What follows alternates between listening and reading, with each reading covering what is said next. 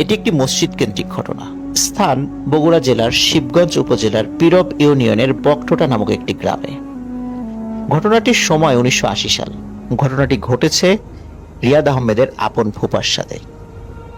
ঘটনাটি একটি মসজিদ কেন্দ্রিক, আর রিয়াদ আহমেদের ফুপা ওই মসজিদের মুয়াজ্জিন ও ইমাম ছিলেন।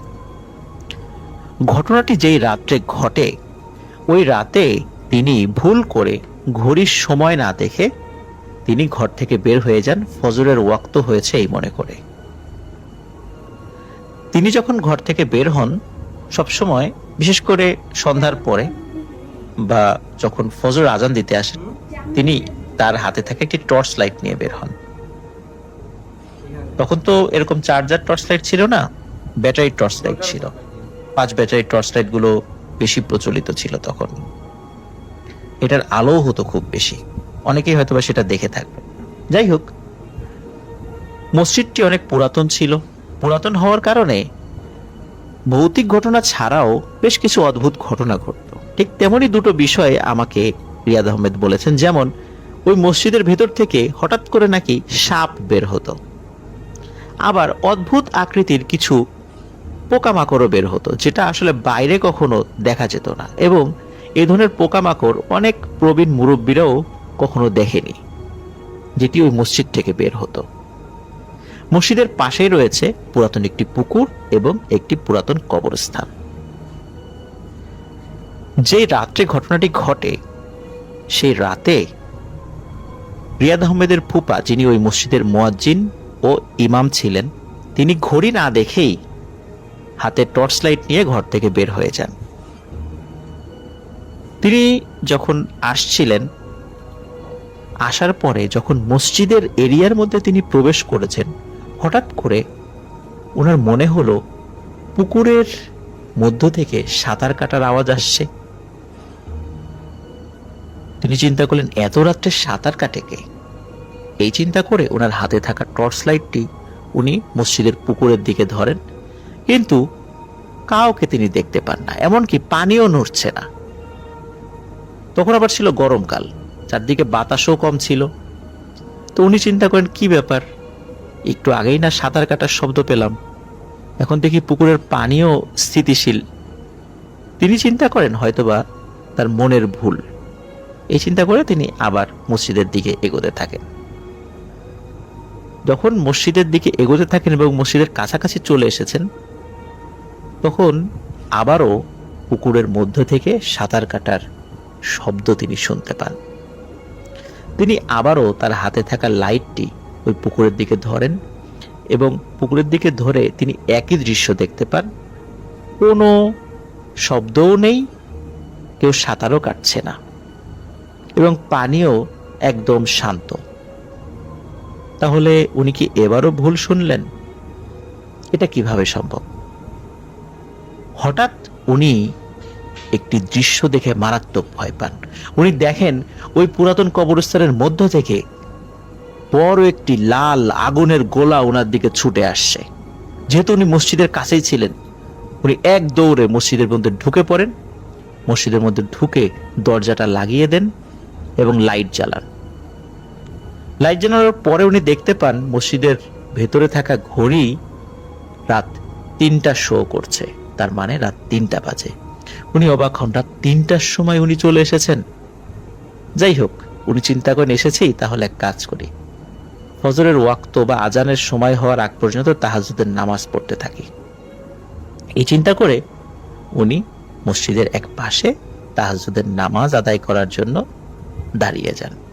তিনি যখন আল্লাহু আকবার বলে দাঁড়িয়ে গেছেন, তখন তার মনে হলো পেছন থেকে আরো অসংখ্য মানুষ নামাজের জন্য দাঁড়িয়ে গেছে। তিনি যখন নামাজ শেষ করে সালাম ফিরিয়ে তিনি যখন পেছনে তাকান, তখন তিনি কাউকে দেখতে পান না। তিনি চিন্তা করেন, এবারও কি আমার মনের ভুল হলো? যাই হোক, তিনি আবারও নামাজে দাঁড়িয়ে যান। তিনি যখন আবার নামাজে দাঁড়িয়েছেন, তখন একই রকম ফিল করেন যে পেছনে মনে হয় আরো অসংখ্য মানুষ নামাজ আদায় করছে। এবারও তিনি নামাজ শেষ করে পেছন দিকে তাকিয়ে কাউকে দেখতে পান না। তিনি মনে করেন এবারও হয়তো তার মনের ভুল হয়েছে। কিন্তু তৃতীয়বার যখন তিনি নামাজে দাঁড়িয়েছেন, নামাজে দাঁড়ানোর পর তিনি বাইরে থেকে কেমন জানি গোঙানোর আওয়াজ শুনতে পাচ্ছেন। তিনি নামাজ শেষ করে মসজিদের জানালার কাছে যান। জানালার কাছে যেই পাশটাতে পুকুর রয়েছে সেখানে গিয়ে তিনি কাউকে দেখতে পান না, কিন্তু জানালার যেই পাশে কবরস্থান রয়েছে সেই পাশে গিয়ে তিনি একটি অদ্ভুত দৃশ্য অবলোকন করেন। তিনি দেখেন অসংখ্য মানুষ ওই কবরস্থানের মধ্যে দাঁড়িয়ে আছে, তারা হাত তুলে দোয়া করছে এবং তাদের সম্মিলিত দোয়ার ওই শব্দটাই গোঙানির মতো মনে হচ্ছে। তারা আসলে কোন ভাষায় বা কিভাবে দোয়া করছে তিনি বুঝতে পারছিলেন না। তিনি এতটুকু বুঝতে পারছিলেন যে তাদের কণ্ঠস্বর মানুষের মতো এরকম স্বাভাবিক নয়, ভিন্ন রকম, এবং তারা কি বলছে সেটা বোঝা যাচ্ছে না, শুধু এতটুকুই বোঝা যাচ্ছে তারা দোয়া করছে। তিনি এই দৃশ্য দেখেও ভয় পেয়েছিলেন খুব, কিন্তু দরজা খুলে উনি যে কোনো কারণে বের হবেন সেই সাহসটা ওনার হচ্ছিল না। তিনি আবার তাহাজ্জুদের নামাজের জন্য দাঁড়িয়ে যান এবং ফজর ওয়াক্ত হওয়ার আগ পর্যন্ত তিনি তাহাজ্জুদের নামাজ পড়তে থাকেন। যখন ফজর ওয়াক্ত হয়ে যায় তিনি মসজিদের মাইকে আজান দেন। আজানের পর আস্তে আস্তে মুসল্লিরা আসতে থাকে, কিন্তু মুসল্লিরা আসার পর কাউকে তিনি এই ঘটনা বলেননি। এই ঘটনা তিনি চেপে যান। এরপর তিনি ওই মসজিদে আর ইমামতি করেননি, তিনি ইমামতি ছেড়ে দেন। আর ইমামতি ছেড়ে দেওয়ার সাথে সাথে স্বাভাবিকভাবেই মুয়াজ্জিনের দায়িত্ব থেকেও তিনি অব্যাহতি নেন। এরকম আরো অসংখ্য ঘটনা ওই মসজিদে রয়েছে। আর ঘটনা কিন্তু এখানে শেষ নয়, আরো একটি অদ্ভুত বিষয় রিয়াদ আহমেদ আমাকে বলেছেন। সেটি হচ্ছে ওই মসজিদটায় মাঝে মাঝে ফ্লোর ঘেমে যেত। মানে গরমকালে আমরা দেখি অনেক সময় আমাদের বাসা বাড়ি বিশেষ করে নিচতলাতে ফ্লোর ঘেমে যায়, ঠিক তেমনি ওই মসজিদেও ফ্লোর ঘেমে যেত। আর যখনই ওই মসজিদে ফ্লোর ঘেমে যেত তখনই ওই গ্রামের কারো না কারো মৃত্যুর সংবাদ পাওয়া যেত। এটি ছিল একটি সাধারণ ঘটনা। তবে গ্রামবাসীর মধ্যে একটি ধারণা প্রচলিত ছিল যে যদি মসজিদের ফ্লোর ঘেমে যায় এবং কেউ যদি ওই ফ্লোরে কিছুটা দুধ ঢেলে দেয় তাহলে নাকি ওই গ্রামের কেউ আর মারা যায় না। তবে এটা নেহায়েত তাদের একটা ধারণা, এটার সাথে আসলে কোরআন এবং সুন্নাহর কোনো সম্পর্ক নেই এবং বাস্তবতারও আসলে কোনো সম্পর্ক নেই। যাই হোক, 1990 সালে ওই মসজিদটি ভেঙে ফেলা হয়। সেখানে আরো বড় এবং সুন্দর করে আরেকটি মসজিদ তৈরি করা হয়। ওই মসজিদে এরপর থেকে ওই যে সাপ বের হয়ে আসা, পোকামাকড় বের হয়ে আসা বা অন্যান্য অদ্ভুত যে ঘটনাগুলো রয়েছে বা ভয়ের ঘটনাগুলো রয়েছে সেটি ঘটেনি। কিন্তু মসজিদের পাশে থাকা যে পুরাতন পুকুর এবং কবরস্থান রয়েছে সেটি কিন্তু এখনো ভয়ের ঘটনা সৃষ্টি করে যাচ্ছে। লিসেনার্স, আজকে আমি যে ঘটনাটি আপনাদের সঙ্গে শেয়ার করছি এই ঘটনাটি আমাদের এলাকারই একটি ঘটনা। আমি আশা করছি যে আজকের এই ঘটনাটি আপনাদের কাছে ভালো লাগবে। তো ঘটনাটি শুরু হয় গ্রামের একটা শেষ মাথার টিনের ঘরের বাড়ি নিয়ে, যেই বাড়িটা নিয়েই মানে আমাদের গ্রামে অনেক রকমের কি বলে ভয়ানক ভয়ানক ঘটনা শোনা যায়। তারই একটি ঘটনা আজকে আমি আপনাদের সঙ্গে শেয়ার করছি। গ্রামের একদম শেষ মাথায় রহিম চাচার বাড়ি। বাড়িটা টিনের ঘর, চারপাশ ঝোপঝাড়ে ঘেরা, আর সামনেই বিশাল বড় ধানের জমি। আর এই ধানের জমিতে তিনি চাষাবাদ করেন, বিভিন্ন সময় বিভিন্ন রকমের সবজি ফলান এবং তিনি এখান থেকেই তার রুজি রোজগারের ব্যবস্থা করেন। এক রাতের কাহিনী, যেই রাতে ছিল রক্তিম পূর্ণিমা। আকাশের চাঁদটা যেন স্বাভাবিকের চেয়ে একটু বেশি লাল আর খুব বড় দেখাচ্ছিল। রাত তখন প্রায় 2টো বাজে।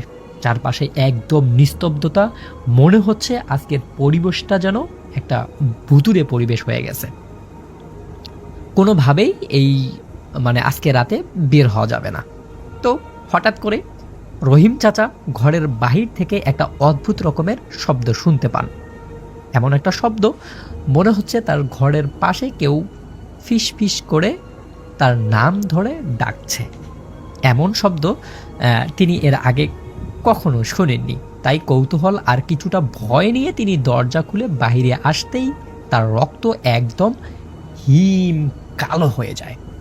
তিনি বুঝতে পারেন যে কেউ তার সাথে মজা করছে বা খারাপ কিছু হতে যাচ্ছে তার সাথে, কারণ সে বাইরে এসেই দেখেন যে সেখানে কিছুই নেই, একদম সব কিছু ঠিকঠাক আছে, কোনো মানে মানুষের আলামতে সেখানে পাওয়া যাচ্ছে না। তারপর তিনি আবার দরজা দিয়ে ঘুমিয়ে পড়েন। কিন্তু কিছুক্ষণ না যেতেই আবার তাকে ডাকার একটা শব্দ তিনি পান। এমন একটা শব্দ যে শব্দটা তার আগে যেটা শব্দ ছিল তার থেকে কিছুটা স্পষ্ট। তারপর তিনি আবারও সাহস করে মনের কৌতূহল থেকে দরজাটা খুলেন এবং খোলার সাথে সাথে তিনি দেখেন মানে তার, আমি বলছি যে মাঠের মধ্যে তার মানে বাড়ি, তো বাড়িতে থেকে বের হতেই তিনি কি করেন, কাদামাক্তা মানে রাস্তার উপর থেকে তিনি হোঁচট খেয়ে পড়ে যান একদম মাটিতে। ঠিক তখনই আকাশ চিরে একটা তীব্র বিদ্যুৎ চমকানোর শব্দ হলো। এমন একটা মানে আলো আসলো যেই আলোতে মনে হচ্ছে একদম দিনের মতো হয়ে গেছে, এবং সেই আলোয় তিনি দেখলেন শূন্যে ভেসে আসছে একটা দীর্ঘ সাদা পোশাক পরা নারী মূর্তি। তার মুখটা অস্পষ্ট, কিন্তু চোখ দুটো যেন আগুনের মতো লাল, ধপ ধপ করে আগুনের গোলা বের হচ্ছে এরকম। আমাদের রহিম চাচা এটা দেখে এত বেশি ভয় পান যে তিনি আসলে বুঝতেই পারতেছেন না যে তার সঙ্গে এটা কি হচ্ছে। তো রহিম চাচা তাকিয়ে দেখলেন মানে তার যে ওই যে হালকা যে আছে, তার ক্ষেতের মধ্যে পানি আছে, সেই পানির মধ্যে তার বীভৎস রকমের মাথাটা ভেসে আসছে, যার গোরগত মানে ডোরা কাটার চোখ দুটো সরাসরি এই রহিম চাচার দিকে স্থির হয়ে তাকিয়ে আছে। রহিম চাচা বিকটভাবে চিৎকার করতে চাইলেন, কিন্তু তার গলা দিয়ে কোনো রকমের শব্দ একদমই বের হচ্ছে না। আর এইরকম একটা দৃশ্য দেখার পর যে কেউ আসলে এইরকম অবস্থায় হবে এটাই স্বাভাবিক। তার মনে হচ্ছিল মানে যেন তার যে পরিবেশটা আছে এই পরিবেশটা একদম নিস্তব্ধ হয়ে গেছে, একদমই কোনো কিছুই করতে পারতেছে না তিনি। তারপর তিনি দেখলেন এই যে যে ভূতটা ছিল বা নারী মূর্তিটা ছিল, এই মূর্তিটা শূন্যে ভাসমান হয়ে ধীরে ধীরে রহিম চাচার দিকে এগিয়ে আসছে। রহিম চাচা কোনোভাবেই মানে তাকে কন্ট্রোল করতে পারতেছে না, বা সে যে ওই যে আমি বললাম যে পিছলা মানে রাস্তার মধ্যে কাদামাটিতে পিছলা খেয়ে পড়ছে, পড়া থেকে উঠে যে উনি যাবেন সেই রকম শক্তি তিনি তার শরীরে পাচ্ছেন না। তিনি তার মানে ছেলেমেয়ে সন্তানদেরকে ডাকার চেষ্টা করতেছেন, কিন্তু এটাও তিনি কোনোভাবেই করতে পারতেছেন না। তারপর ওই যে আকাশের যে মূর্তিটা ধীরে ধীরে তার দিকে আসতেছে, আসার একটা সময় তিনি দেখলেন তিনি মানে তার যত কাছাকাছি আসতেছে তার মানে রহিম চাচার শরীরটা যেন ততই বেশি অবশ হয়ে যাচ্ছে, তিনি কোনোভাবেই কোনো কাজ করতে পারছেন না।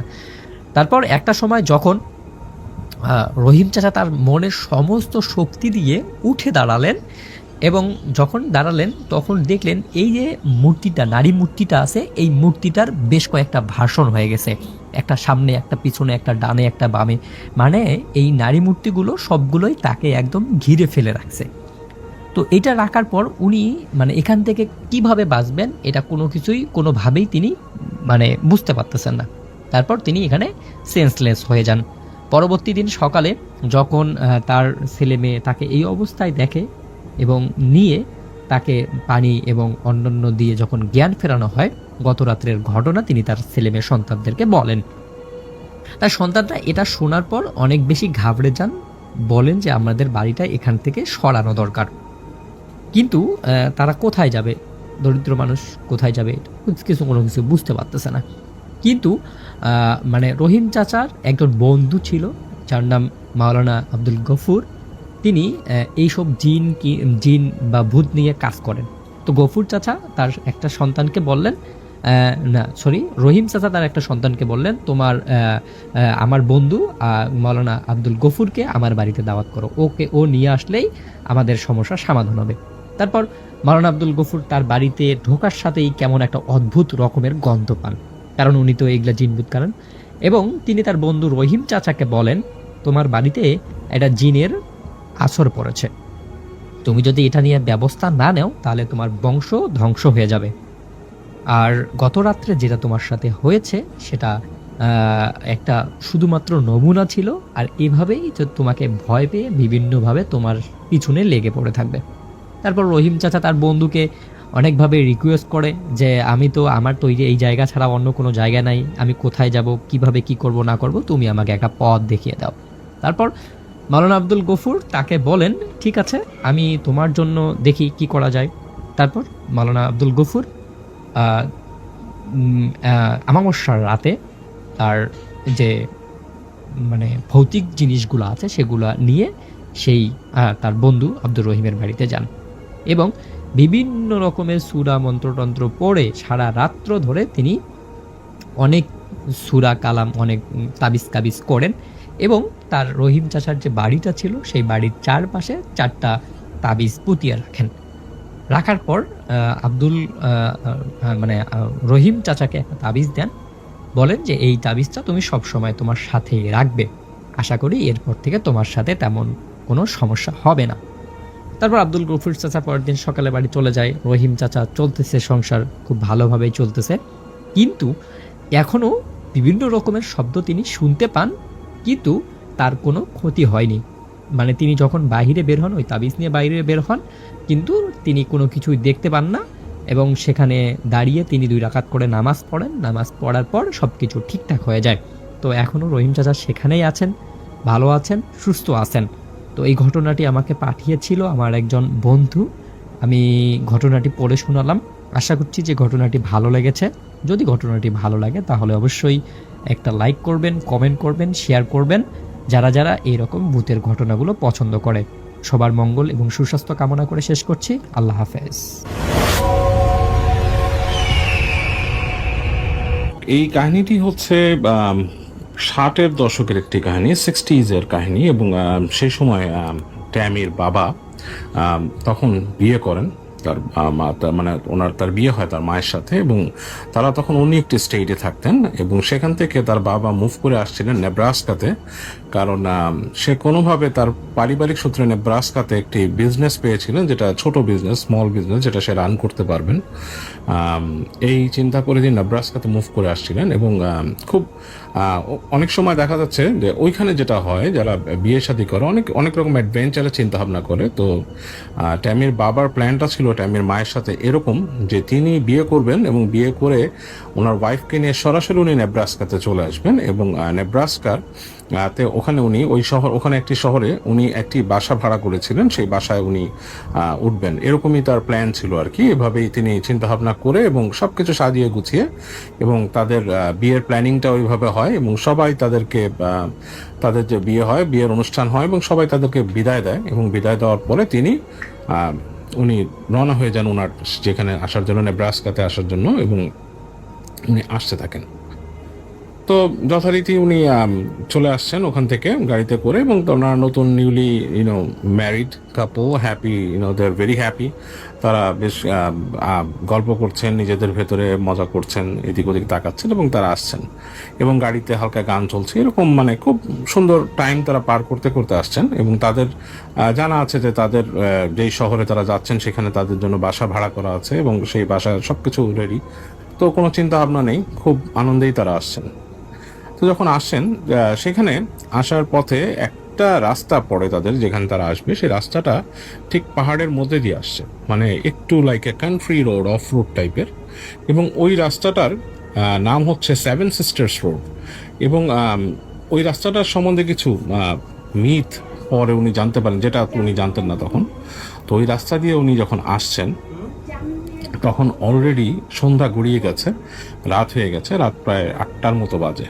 তো উনি আসছেন ওনার সাথে ওনার ওয়াইফ, এবং দুইজনে বেশ মানে গল্প করছেন এবং অনেকটা উনি ক্লান্ত হয়ে গেছিলেন, ঝিমিয়ে গেছেন, এবং উনি বলছিলেন যে ওনার ওয়াইফ তখন ড্রাইভ করছিলেন, মানে ওই যে যতটুকু রাস্তা ছিল ওখানে ওই রাস্তাতে ওনার ওয়াইফ ড্রাইভ করছিলেন। তো ওনার ওয়াইফকে উনি বলেন যে তুমি যদি চাও আমি সুইচ করি, আমি চালাই, তুমি এসে বসো। তো ওয়াইফ বলে আমি আসলে টায়ার্ড হয়ে গেছি, একটু সামনে যদি আমরা এই মানে কান্ট্রি এই অংশটা, এই উডস অ্যান্ড এই রাস্তাটা পার হয়ে যেতে পারি, দেন আমরা সুইচ করে নেবো, হ্যাঁ, কোনো গ্যাস স্টেশনে যে আমরা সুইচ করবো। তো ঠিক আছে, এভাবেই তাদের মধ্যে একটা প্ল্যানিং হয়। আর ট্যামির বাবাও বলে ওকে, তাহলে আমরা ওভাবেই করবো আর কি। তো যাক, তারা যাচ্ছেন। তো খুব চুপচাপ হয়ে গেছেন ওই সময়টা, এমনি কান্ট্রি রোড, রাতের বেলা, এবং ওখানে তখন বড় বড় যখন হাইওয়ে থাকে এবং রাস্তা থাকে, যে কোনো রাস্তাতে কিন্তু রাতের বেলা ওখানে যেগুলো মানে বেশ দূর দূরান্তে যায় আর কি, তো সেসব জায়গায় কিন্তু লাইটস থাকে না, মানে লাইট পোস্ট থাকে না, জাস্ট রাস্তা হেডলাইটের আলোতে দেখা যায়। তো তারা দেখছেন যে দুই পাশে গাছ গাছালি, দূরে পাহাড় পাহাড়, তো এরকমভাবে যাচ্ছেন। তো এরকম যেতে যেতে একটা জায়গায় এসে হঠাৎ করে তাদের গাড়ির ইঞ্জিনটা স্টপ হয়ে যায়। ইঞ্জিন স্টপ হয় তো হয়, তার সাথে যেটা হয় তাদের হেডলাইট সহ অফ হয়ে যায়, মানে গাড়িটাই পুরোপুরি ডেড হয়ে যায়, মানে একটা ছোট কাশি দিয়ে গাড়িটা ডেড হয়ে যায়। তো এটাতে ট্যামির আম্মা খুব মানে অবাক হন যে কি ব্যাপার, গাড়ি এরকম স্টপ হয়ে গেল। তখন তিনি ডাক দেন, ট্যামির আব্বা বসেছিলেন, তিনি উঠে বসেন। উনি বলেন যে ওকে, লেমি চেক, আমি চেক করতেছি কি হলো। তো বা তিনি বলেন যে ঠিক আছে, তুমি এক কাজ করো, তুমি উঠে চলে যাও সামনে, যে তুমি যে বের হয়ে তুমি পিছনেই বসো, আবার আমি চালিয়ে যাচ্ছি। মানে পিছনে বসতে বলেন, বলে তাহলে তুমি একটু রিল্যাক্সও করতে পারবে, না আমি দেখি কি হচ্ছে। তো উনি গাড়ি থেকে নামেন, ট্যামির আম্মাও নামে যথারীতি, এবং নেমে যেটা দেখেন যে ওই জায়গাটা খুবই নির্জন, মানে লাইট টাইট নিভে গেছে, তো অন্ধকার, মানে খুব ভয় লাগছে, মানে তাদের মধ্যে একটা অস্বস্তিকর পরিবেশ তৈরি হয়ে গেছে, মানে রাতের একটা শব্দ আছে, এবং মনে হচ্ছে ঠিক জঙ্গলের মধ্যে দাঁড়িয়ে থাকলে যেরকম সেরকম, জায়গাটাও সেরকম, আশেপাশে অনেক গাছগাছালি এবং দূরে দূরে পাহাড়, মানে বেশ বেশ মানে একটা মানে একটু বেশ হরিফিক একটা পরিবেশ জায়গাটার মধ্যে।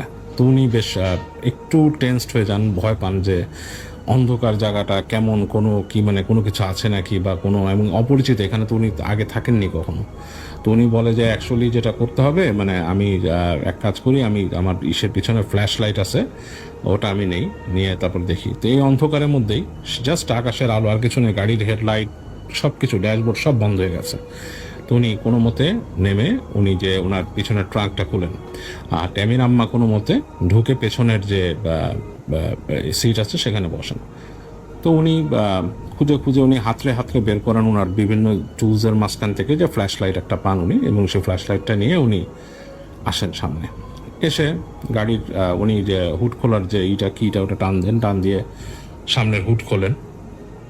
রাতের বেলা বিকট শব্দ হচ্ছে, মানে এই যে উনি যে ছোটখাটো কাজ করছে এটাই বিকট শব্দ হচ্ছে। ওনার মধ্যে একটু ভয় লাগছে যে রাতের বেলা রাস্তার মাঝখানে দাঁড়িয়েছে, আবার হঠাৎ করে কোনো যে ট্রাক বা 18 হুইলার যদি চলে আসে এরকম, বাট সেটাও একটা চিন্তা। বাট তার মধ্যে একটা আশ্বস্তি, উনি চাচ্ছেন যে কিছু একটা আসলে তো উনি একটু বাঁচলেন আর কি, অন্ধকারের মধ্যে গাড়িটা বন্ধ হয়ে গেছে।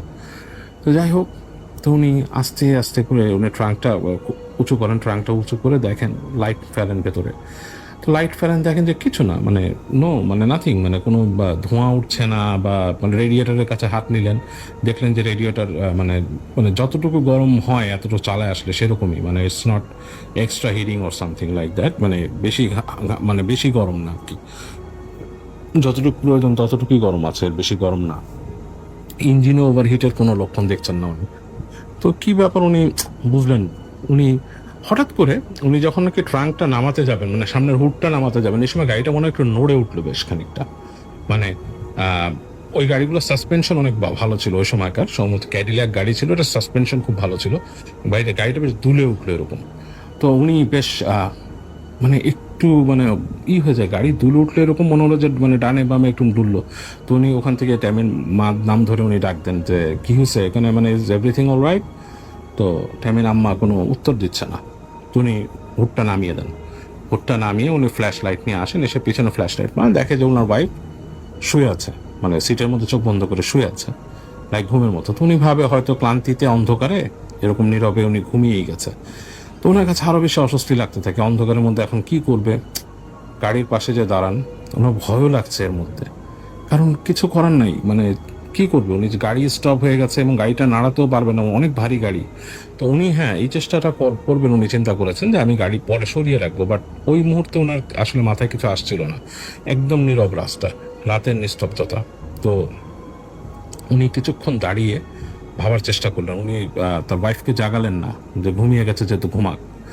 তো উনি চিন্তা করছেন যখন, তখন হঠাৎ করে ওনার মনে হলো যে ওনার পিছনে যে কিছু ঝোপঝাড় ছিল রাস্তার ওই পাশে মনে হচ্ছে খস খস খস খস শব্দ হচ্ছে, মানে গাছপালার মধ্যে দিয়ে যদি কেউ এদিক ওদিক করে সেরকম। তো উনি একটু সচেতন হয়ে গেলেন সাথে সাথে, যে ওখানে কি কোনো বন্য প্রাণী আছে নাকি। হ্যাঁ, মানে উনি যেটা লোক ভয় পায় যে এই ধরনের জঙ্গলগুলোতে অনেক জায়গায় দেখা যাচ্ছে ববক্যাট থাকে, অনেক জায়গায় দেখা যাচ্ছে যে উল্ফ থাকে, রেকুন থাকে। উনি রাতের বেলা অনেক রকম থিংস, অ্যান্ড উনি এটা নিয়ে মানে বেশ মানে মানে ভয় পেয়ে যান আর কি। উনি চিন্তা করতে থাকেন যে আসলে মানে অলৌকিক কিছু না বা অপার্থিব কিছু না, ওনার মূল চিন্তাটা থাকে যে এখানে কোনো বন্য প্রাণী আছে কিনা, এবং খসখস খসখস শব্দ হচ্ছে ঝোপের মধ্যে।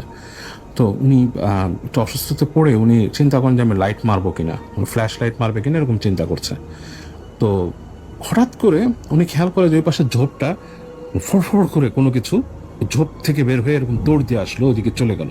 ইটস লাইক অন্ধকারের মধ্যে হালকা যে আলোটা উনি পাচ্ছেন আকাশে, সেখান থেকে বোঝা গেল কোনো একটা অবয়ব, লাইক ধূসর অবয়ব। ইটস লাইক হিউম্যান বিইং, যদি কোনো মানুষ যদি একটু খুব ফাস্ট দৌড় দেয়, এবং এমন দৌড় যেটাকে তার কোনো মানে তাকে দেখা যাবে না। ইটস লাইক আলোর গতিতে, অলমোস্ট লাইক একটা লাইটের মতো, মনে হয় ধূসর কিছু একদম সাত করে চলে গেল।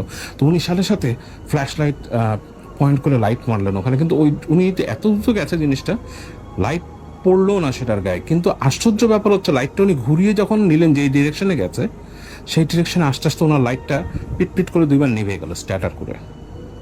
উনি কিন্তু বেশ ভয় পেয়ে গেল। উনি লাইটটাকে হাতের মধ্যে বাড়ি দিলেন কয়েকবার, দেখলো যে একটু জ্বলে আবার নিভে যায়, একটু জ্বলে আবার নিভে যায়। সো মানে ব্যাপারটা খুবই ডেঞ্জারাস একটা ব্যাপার। এরপর উনি চুপচাপ উনি দাঁড়িয়ে চিন্তা করছেন জিনিসটা কি। এরপর উনি দূর থেকে শুনতে পাচ্ছেন একটা হাম আসছে, মানে একটা শব্দ আসছে, হামিং, এরকম এই ধরনের একটা শব্দ পেছন থেকে আসছে।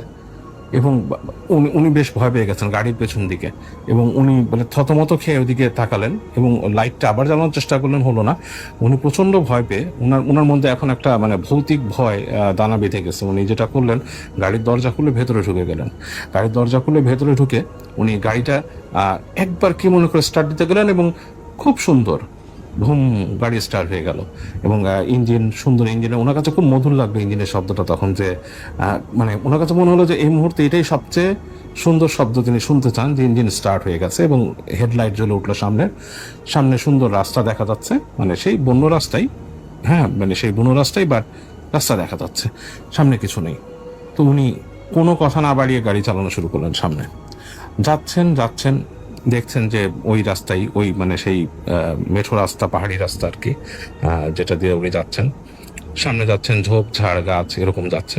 তো দূরে হঠাৎ করে ওনার মানে হেডলাইটটা পড়েছে এমন একটা জায়গায়, মনে হলো যে সাদা কিছু একটা দাঁড়িয়ে আছে, মানে যেখানে লাইটটা পড়েছে সাদা কিছু, এবং আলোটা ইস লাইক মিলি সেকেন্ডের জন্য কাইন্ড অফ রিফ্লেক্টও করলো, আবার মনে হলো ট্রান্সপারেন্ট ভেদ করে চলে গেল।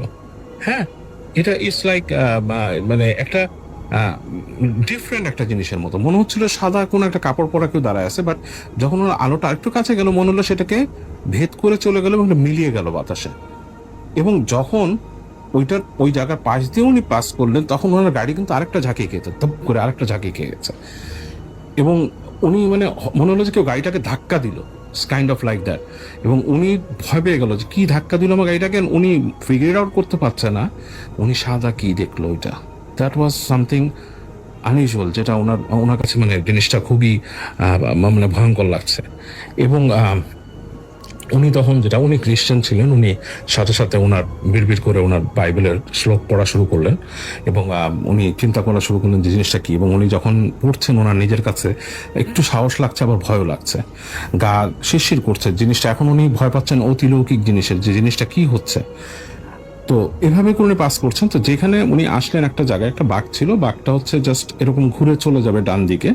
এবং ওই জায়গায় যখন উনি আসছেন, বাঘটা নেওয়ার সময় উনি খেয়াল করলেন রাস্তার পাশে কালো কিছু একটা দাঁড়িয়ে আছে, একটা প্রাণীর মতো, it's like a human being, একটা মানুষের মতো, আর তার মুখের ভেতরে পুরোটাই হচ্ছে কালো, হা করে আছে, মানে হা করেছে, মুখের ভেতরটা অংশটা পুরো কালো মনে হচ্ছে, ভেতরে কেউ কালো কাদা মুখে নিয়ে দাঁড়িয়ে হা করে আছে। উনি আর সহ্য করতে পারলেন, উনি প্রচন্ড জোরে অ্যাক্সেলারেটর দাবিয়ে দিলেন এবং ওনার গাড়ি লাফ দিয়ে সামনে বাড়লো, ওইটাকে ক্রস করলো। তখন ওনার মনে হলো যে ওনার গাড়িটা আরেকবার বাড়ি খেলো ড্রিম করে, এবং এই নিয়ে কিন্তু উনি 3বার, একবার কাঁপতে দেখেছেন, 2বার বাড়ি খেয়েছেন ওনার গাড়ি। এবং উনি সামনে বাড়তে থাকলেন, উনি বিড়বিড় করে বাইবেলের শ্লোক আওড়াচ্ছেন এবং উনি চালিয়ে যাচ্ছেন। এবং উনি ওনার যে মানে মনেও নেই উনি কিভাবে যাচ্ছেন, কোন রাস্তায় যাচ্ছেন এরকম দেখতে। তো হঠাৎ ওনার কাছে মনে হলো যে ওনার হাতে যে রোড অ্যাটলাসটা ছিল ওনার পাশে, ওইটা উনি বের করে দেখতে চান যে আসলে কোথায় যাচ্ছেন, কতদূর আসছেন। তো উনি একটা জায়গায় আস্তে করে রাস্তাটা গাড়িটাকে সাইড করেন, সাইড করে উনি রোড অ্যাটলাসের দিকে লাইট মারেন। তো উনি যখন লাইট মেরেছেন এই সময় উনি পিছন থেকে ওনার ওয়াইফের গলা শুনেন, এবং দ্যাট ওয়াজ মানে ওটা অন্যরকম, লাইক মানে মিশ্রিত একটা কণ্ঠ, মোটা কণ্ঠ, মানে যেটা নাকি মানুষের শান্ত হয় না। একটা নারী যদি খুব ভারী কণ্ঠে কথা বলে সেটা পুরুষালী ভাব চলে আসে, এরকম একটা কণ্ঠে তাকে বলে যে why did you pull over, হ্যাঁ মানে তুমি গাড়ি দাঁড়া করালো কেন। এবং উনি মানে 1 সেকেন্ডে, মিলি সেকেন্ড উনি ফট করে পিছে তাকান, দেখে যে জিনিসটা কি। তো উনি তাকিয়ে দেখেন যে ওনার ওয়াইফ ওনার দিকে তাকিয়ে আছে, তার চোখগুলো বড় বড় হয়ে গেছে, একদম মনে হচ্ছে কোটর থেকে বেরিয়ে আসবে, এবং হিংস্র চোখে তার দিকে তাকিয়ে আছে। এবং ওনাকে দ্বিতীয়বার একই কথা জিজ্ঞেস করে একটা প্রচন্ড জোরে মানে ঝাঁকি মেরে ওনার দিকে আসে, এবং উনি ভয় পেয়ে যান। উনি আবার গাড়ি চালানো শুরু করেন, ওনার ঠিক মতো মনেও নাই যে উনি কোন ডিরেকশনে কিভাবে যাচ্ছেন, এবং উনি যাচ্ছেন, চালিয়ে যাচ্ছেন সামনে, অন্ধকারের মধ্যে চালিয়ে যাচ্ছেন। আর উনি শুনছেন ওনার ওয়াইফ পেছনে হাসছে, ওনার ওয়াইফ হাসছেন এবং হাসির সাউন্ড শুনছেন উনি। তো উনি মানে অ্যাকচুয়ালি উনি ড্রাইভ করেছেন উদ্ভ্রান্তর মতো, ওনার কোনো কিছু খেয়াল নেই কি করছেন। উনি অন্ধকারের মধ্যে চালিয়ে যাচ্ছেন, রাস্তাও উনি গুলিয়ে ফেলেছেন, এবং উনি যে গাড়ি থামাতে পারবেন এরকম কিছু না। তো উনি যেতে যেতে, এবং পিছন থেকে ওনার ওয়াইফ আসছে, এবং উনি কিন্তু জোরে জোরে বাইবেলের শ্লোক পড়ছেন, উনি যেগুলো জানেন আর কি, ওনার জানা যেগুলো। উনি যেতে যেতে সামনে একটা জায়গায় চলে আসলেন, সেখান থেকে দূরে উনি একটা লাইট দেখলেন, মনে হলো যে একটা গ্যাস স্টেশন, মানে পেট্রোল পাম্প। তো সেখানে উনি দেখলেন, এবং উনি আস্তে আস্তে কাছিয়ে আসছেন। উনি একদম খুব ঝড়ের গতিতে সেই পার্কিংয়ে ঢুকিয়ে ফেলে দেখলেন যে ওই পার্কিং সেই পেট্রোল পাম্পে, গ্যাস স্টেশনে একটা স্টোর আছে পাশে। সেই স্টোরটা রাতের বেলা মানে প্রায় বন্ধ হবার জোগাড়, তখন হয়তো রাত 10টার মতো বেজে গেছে এরকম টাইমে। তো বন্ধ হবার জোগাড়, লোকটা গোছাচ্ছে বেরোনোর সময়। তো উনি জাস্ট গাড়িটা থামিয়ে উনি বললো যে wait a minute, please help me, আমাকে একটু হেল্প করেন। তো ওই লোকটা তাকালো, এই সময় উনি নিজে আর যখন ওয়াইফের দিকে তাকালেন, দেখলেন ওনার ওয়াইফ ঘুমিয়ে আছে পিছনে, জাস্ট লাইক চোখ বন্ধ করে পড়ে আছে, মানে শি হ্যাজ নো সেন্স। তো উনি ওই লোকটাকে নামলেন, ম্যাপ নিয়ে এসে বললেন যে দেখো আমি আসতেছি অমুক জায়গার থেকে, আমি এই সিটিতে যাব, এবং আমি এই রাস্তা ধরে আসছিলাম, এবং এরকম আমি কিছু মানে অস্বস্তি ফিল করলাম, এবং অনেক রকম আনইউজুয়াল এক্সপিরিয়েন্স হলো। ওই লোকটার সাথে সাথে যিনি গ্যাস স্টেশন ছিল বুকে ক্রস থাকলেন, একে তিনি বললেন যে আসলে মানে ওই রাস্তা দিয়ে আমরা ট্রাভেল করি না, ইউ হ্যাভ ট্রাভেলড, তুমি ট্রাভেল করেছো, তুমি অবভিয়াসলি হয়তো এমন এমন কিছু এক্সপিরিয়েন্স করেছো যেটা আনইউজুয়াল, এবং এটা করে মোস্ট অফ দ্য পিপল যারা আসে, তারা সবাই করে। রাস্তা সম্বন্ধে তোমাকে আমি এখন বলতে চাই না, কাজ আমি বাসায় যাব, আমিও এইসব ব্যাপার নিয়ে ভয় পাই। লোকটার ব্যাকগ্রাউন্ড ছিল স্প্যানিশ ব্যাকগ্রাউন্ড, সে বলছে যে এখানে আমি চোপা কাবরা, মানে এই ভূত আর কি, মানে এই জিনিসগুলো নিয়ে আমি খুবই ভয় পাই, অ্যান্ড আমি এগুলো নিয়ে যেতে চাই না, আমি আমার বাসায় চলে যাব। বাট আমি ফাইনালি তখন বলে আমাকে একটু হেল্প করো যে আমি এই সিটিতে কিভাবে যাব। তখন বলে যে ওকে, তার সিটির নাম শুনে রেখে বলে যে আচ্ছা তুমি এইভাবে করেও মাতে যেতে পারবা, দেন তোমার রাস্তা এইভাবে আর কি। তো বলে দেয়। তো উনি আস্তে ধীরে ওই লোকের থেকে বিদায় নিয়ে উনি আবার গাড়িতে উঠেন, গ্যাস স্টেশনে উঠে আবার উনি রাস্তায় নামেন, এবং উনি একটু ধাতস্থ হয়েছেন, উনি দোয়া পড়ছেন মনে মনে, মানে দোয়া পড়ছেন মানে ওনার বাইবেলের শ্লোক পড়ছেন, এবং সামনে যাচ্ছেন উনি। এবং যখন বেশ খানিকটা আবার অন্ধকার হয়েছে পেছনে, যখন নাকি গ্যাস স্টেশনটা দেখা যাচ্ছে না, উনি আবার সেই হাসির শব্দ শোনেন, এবং হাসিটা ওনার সেই স্ত্রী আবার হাসছে একইভাবে, এবং খুব মানে খুব তাচ্ছিল্য ভরা হাসি। তো হাসিটা হচ্ছে এরকম যে মনে করছে যে তুমি বেঁচে যাবা এখান থেকে, মানে এরকম কিছু হবে তোমার সাথে, হ্যাঁ তুমি এখান থেকে বেঁচে যাবা, হ্যাঁ তুমি কোথায় যাবা এখান থেকে বেঁচে, এরকম বলতেছে। তো উনি তখন ওনার শ্লোক পড়ে, ওনার সেই শ্লোক পড়ে উনি তখন বলে যে আমি তোমাকে বলছি যে তুমি বদার করো না, হ্যাঁ তুমি বদার করো না, আমি জানি না তুমি আমার ওয়াইফ কিনা, বাট মানে এরকম আচরণ করো না, অ্যান্ড ইউনো বি নর্মাল, এরকম বলার চেষ্টা করে। কিন্তু দেখে যে ওখানে কিছু শান্ত হচ্ছে না, তার ওয়াইফ এরকম বলছেই, এবং বারবার তাকে ধরতে আসছে হাত দিয়ে, এবং মানে হয়তো তিনি ওই শ্লোক পড়ছিলেন দেখে তাকে ধরতে পারছিলেন না এরকম। তো উনি গাড়ি চালাতে চালাতে একটা সময় উনি চলে আসেন এমন একটা জায়গায়, যে জায়গাতে উনি একটা হাইওয়েতে উঠবেন, মানে আরেকটা রাস্তা উঠবেন, সেই জায়গায় মোটামুটি আলো আছে। এবং ওই জায়গাটা এসে যখন উনি টার্ন নিয়ে যান, তখন দেখেন যে সবকিছু মানে ওনার ওয়াইফ আবার মানে ইসের মধ্যে এলিয়ে পড়েছে, আপনার সেই সিটের মধ্যে এলিয়ে পড়েছে, তার কোনো সেন্স নাই। তো উনি গাড়ি চালিয়ে যান, যে যে সামনে আবার এরকম একটা গ্যাস স্টেশন পান, সেখানে উনি জিজ্ঞেস করেন যে আমি এই সিটিতে যাবো, মাতে যাওয়ার রাস্তা কোথায়। তো তাকে এভাবে এভাবে করে বলে দেয়, এবং তিনি এরপর ওই এবং বলে যে আমি শহরের মধ্যে দিয়ে যেতে চাই, কোনো ওয়ে আছে কিনা। ওই লোকটাও মোটামুটি তাকে একটু অ্যাসিস্ট করে, এবং তিনি ওই ইসের ভেতর দিয়ে ওখানে চলে আসেন। উনি আস্তে আস্তে করে, যেই ওনার যে সিটি ছিল ওমাহা, ওখানে পৌঁছান, এবং ওখানে পৌঁছে উনি সেই বাসাটা খুঁজে বের করেন। তো যখন উনি বাসায় আসছেন, ততক্ষণ পর্যন্ত তার ওয়াইফ কিন্তু আর কোনো সাউন্ড করেনি, শুয়েছিল, ঘুমিয়েছিল। এবং উনি বাসায় এসে, উনি তখন যে বাসাটা উনি আসার কথা, সেখানকার বাসার সামনে উনি গাড়ি পার্ক করেন, এবং তিনি ওই বাসার কথা ছিল যে তাদের যে একটা মেল বক্সের পাশে একটা ম্যাট ছিল, সেই ম্যাটের নিচে ওখানে এন্ট্রান্সে চাবি থাকবে, এবং উনি যে সেই জায়গা মতো চাবি পান, এবং তিনি আস্তে ধীরে তার ওয়াইফকে ঘুম থেকে ওঠানোর চেষ্টা করেন, এবং কথা বলতে বলতে আস্তে আস্তে ওয়াইফকে বলেন উঠতে। ওয়াইফ উঠে যায়, এবং সে ওয়াইফকে তাকিয়ে দেখে যে খুবই স্বাভাবিক ওয়াইফ, তার ভেতরে কোনো রকমের মানে ই নেই। ওয়াইফ বলে আমরা কখন আসলাম, তুমি আমাকে ঘুম থেকে তুললে না, হ্যাঁ এই সেই, আমি কতক্ষণ ঘুমাইছি। তো উনি খুব অবাক হয়ে যান, উনি কিছু বলেন না ওয়াইফকে, এবং বলেন যে আচ্ছা ঠিক আছে, আমরা পরে আলাপ করি, চলো ভেতরে যাই। তো বলে উনি আস্তে ধীরে বাসার মধ্যে ঢোকেন, এবং ওনার জিনিসপত্র নিয়ে ভেতরে বাসায় চলে যান, এবং যে উনি বাসার মধ্যে ওনার সবকিছু দেখেন, নতুন বাসা, সবকিছুই ডিফারেন্ট, এবং ওখানে সবকিছুই ফার্নিশড ছিল বাসাটা, এবং ওনাদের যা যা টুকিটাকি জিনিস ছিল উনি গাড়ি থেকে নামান। তো উনি যখন গাড়ি থেকে নামিয়ে ঢুকে যাচ্ছেন একা, ওনার ওয়াইফকে আগে ঢুকিয়ে রেখে এসছেন বাসার ভেতরে, যখন একা চলে যাচ্ছেন, ওনার কাছে মনে হলো যে ওনার গাড়ির সামনে কেউ একজন দাঁড়িয়ে আছে, মানে একটা লং ড্রেস পরা, সাদা, দাঁড়িয়ে আছে। এবং উনি এক সেকেন্ডে যদি দেখুন, যখন ঘাড় ফেরান তখন আর দেখেন না, নাই। তো উনি বাসার মধ্যে ঢুকে যান, এবং ঢুকে উনি যে বের করেন ওনাদের বেডরুম কোনটা, এবং সেটা বের করেন, সেখানে যে উনি জিনিসপত্র রাখেন, এবং রাতের বেলা ঘুমানোর চেষ্টা করেন। যথারীতি উনি ওনার ওয়াইফ ফ্রেশ হয়ে ওনার ঘুমানোর চেষ্টা করেন। তো বেশ রাত হয়ে গেছে, তখন রাত 3টা 3:30 এরকম সময় হঠাৎ করে উনি শুনতে পান যে প্রচন্ড কুকুর ডাকছে পাশের ওখান থেকে, মানে কুকুর মানে ডেকে, মানে পাশের যে বাসার থেকে মনে হচ্ছে যে ওই বাসাটাকে মানে মানে মানে মনে হচ্ছে যে কুকুর এই বাসায় চলে আসবে, এত জোরে কুকুর ডাকছে তো ডাকছেই, প্রচন্ড মানে সিরিয়াস অবস্থা। এবং দেখা উনি মানে টের পেলেন যে মানে ওই বাসার পাশে যেখান থেকে কুকুর ডাকছে, ওই ওনার জানলা দিয়ে দেখতে পেলেন ওই সবটাকে লাইট জ্বলে উঠছে। তো উনি খেয়াল করে দেখেন যে ওনার বউ নেই, ওনার ওয়াইফ ওনার পাশে নেই। তো উনি হাঁটেন, ও তাড়াতাড়ি লাফ দিয়ে ওঠেন যে ওয়াইফ কই গেল। হেঁটে হেঁটে উনি যান, যে উনি সিঁড়ি দিয়ে নিচে নামেন। নিচে নেমে দেখেন যে ওনার ওয়াইফ মাঝখানে যে টেবিলটা আছে ওনাদের, ওই যে সেন্টার টেবিল আছে সোফার মাঝখানে, সেটার উপর বসে আছে। কিন্তু তিনি কিন্তু বসে নাই, উনি মানে সোফা থেকে লাইক 2 ফিট উপরে ভাসছে, বাতাসে ভাসছে, এবং তার চুলগুলো খোলা।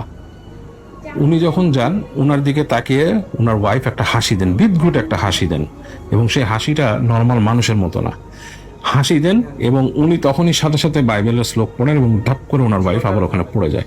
তো উনি ওনার ওয়াইফকে নেন, ওনার ওয়াইফকে ধরে ওনার ওয়াইফ দেখা গেছে যে পড়ছে, যে তার কোনো হুঁশ ওইখানে ওইভাবে হয় নাই। উঠে বলতেছে হোয়াট হ্যাপেন, তার ওয়াইফ বলতেছে কি হয়েছে, সে কিছু জানে না। উনি তার ওয়াইফকে বলে কিচ্ছু হয়নি। উনি আসলে ওটা জানাতে, উনি বুঝে ফেলছেন ব্যাপারটা কি। উনি ওয়াইফকে টেনে আস্তে আস্তে আস্তে করে উনি উপরে উঠে উনি ওনার ওয়াইফকে শোয়ান, এবং শোয়ায় উনি তখন ওনার ব্যাগ থেকে ক্রস বের করেন, একটা ক্রস বের করে ওয়াইফকে ক্রসটা পরান। ওনার ওয়াইফকে যখন ক্রস পরাচ্ছেন, ওনার ওয়াইফ কিন্তু এটা পছন্দ করছিলেন না, মানে দিতে চাচ্ছিলেন না। এবং যখন বাধা দিচ্ছিলেন, বাধাটা ছিল যে যেমন ওনার চেষ্টার বাইরে, এরকম মানে লাইক মানে হঠাৎ করেই সে আবার অন্য একটা মুডে যে চলে যাচ্ছিলেন এরকম আর কি। যাই হোক, উনি ফাইনালি ক্রস পরান, ক্রস পরা ওয়াইফকে রাখেন এবং রেখে উনি চিন্তা করেন যে এটার ব্যবস্থা ওনার নিতে হবে। তো উনি পরদিন সকালবেলায় উনি ওখান থেকে বের হন। বের হয়ে যে উনি ওনার যে রিয়েল এস্টেটের সাথে কথা বলেন, একটু যে কথাবার্তা বলে জানতে চান যে আমার এখানকার যে লোকাল চার্চ কোথায়। তো তখন তারা তাকে বলে যে অমুক জায়গা অমুক স্ট্রিটে চার্চ আছে। তো কেন, কি সমস্যা, কি বলে, না আমি জাস্ট এখানে যেতে আসছি, আমি ধর্মপ্রাণ মানুষ, আমি তো সানডেতে চার্চে যাই, জানতে হবে। তো উনি তারা তাকে অ্যাড্রেস সব কিছু দিয়ে দেয়। তো উনি যায়, উনি যান চার্চে যান। চার্চে যে ওই যে কথা বলেন ওখানকার যিনি ফাদার ছিলেন তার সাথে বলেন যে আমি অমুক স্টেট থেকে আসছি, আপনাদের এখানে নতুন, বাট আমি একটা সমস্যা পড়েছি, আপনাদের এখানে আসার সময় রাস্তায় এরকম এরকম কিছু প্রবলেম হয়েছে এবং এরপর থেকে এই জিনিসটা। চার্চের ফাদার শুনে বলে যে ওকে, তোমার প্রবলেমটা আমি যদিও বুঝতে পারছি, বাট এই এক্সোসিজম টাইপের কিছু করার অবস্থা এখন আমাদের নাই, কারণ এক্সোসিজম করতে গেলে পারমিশন দরকার হয় এবং সেরকম পারমিশন না। তো অনেক রিকোয়েস্ট করেন উনি ফাদারকে যে আপনি একটু আমাকে দেখেন। তো তার ফাদার বলে যে আমি এক্সোসিজম করতে পারবো না, বাট আমি যে তোমার প্রবলেমটা দেখি কি করা যায় এটা আমি হেল্প করতে পারি তোমাকে। তো তার কথা মতো ফাদার বলে যে আমি 2 ঘন্টা পরে আসি, আপনার ঠিকানা রাখেন। সে না অনেক রিকোয়েস্ট করে ফাদারকে, বলে যে আমার সাথে চলুন, কাজ আমার নিউলি ম্যারিড, এরকম ব্যাপার, এই সমস্যা। তো এগুলো বলার পরে তখন ফাদার বলে যে আচ্ছা ঠিক আছে। তো ফাদার ওনার সাথে যান। তো ফাদারকে নিয়ে যখন উনি বাসায় পৌঁছান তখন অলরেডি দুপুর গড়ে গেছে। উনি বাসায় ঢোকেন ফাদারকে নিয়ে। ফাদার ঢোকার পরই তার ফাদার বলতে থাকে যে তোমার বাসাতে আমি কিছু মানে ইভেল জিনিসের পাচ্ছি, মানে স্পিরিটের পাচ্ছি, মানে দিস ইজ নট রাইট, আমি সেন্স করতে পারতেছি এখানে ইভিল স্পিরিট আছে। তো এটা যখন বলছে উনি, তখনই উপর থেকে গালাগালির শব্দ আসতে থাকে।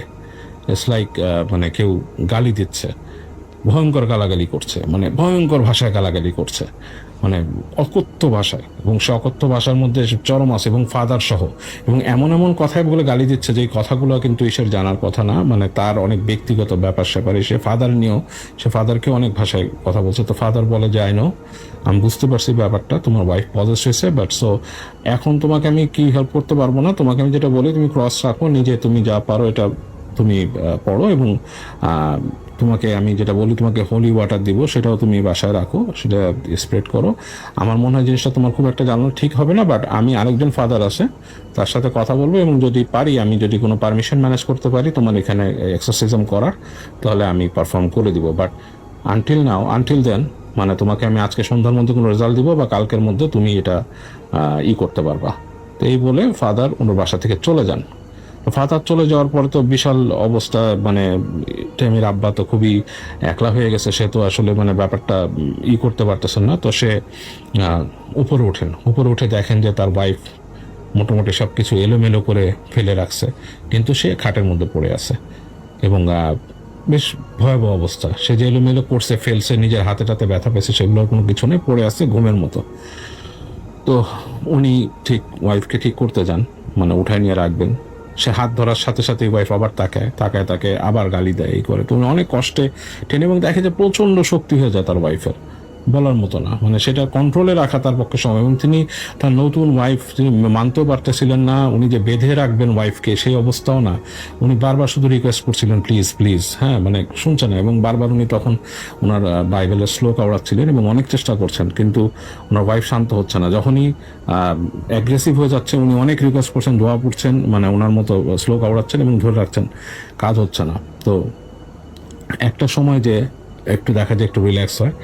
তো এরকম করতে করতে উনি খুব আপসেট হয়ে যান, এবং দেখে যে সন্ধ্যার দিকে ওনার ওয়াইফ বেকরের মতো ঘুমানো শুরু করেন, এবং তার স্বাভাবিক যে একটা কোমল ভাবটা তার মধ্যে থেকে বিদায় নিছে নাই, এবং সে খুব রুড টাইপের চেহারা লাগতেছে তাকে, এবং সে এটা করতেছে না।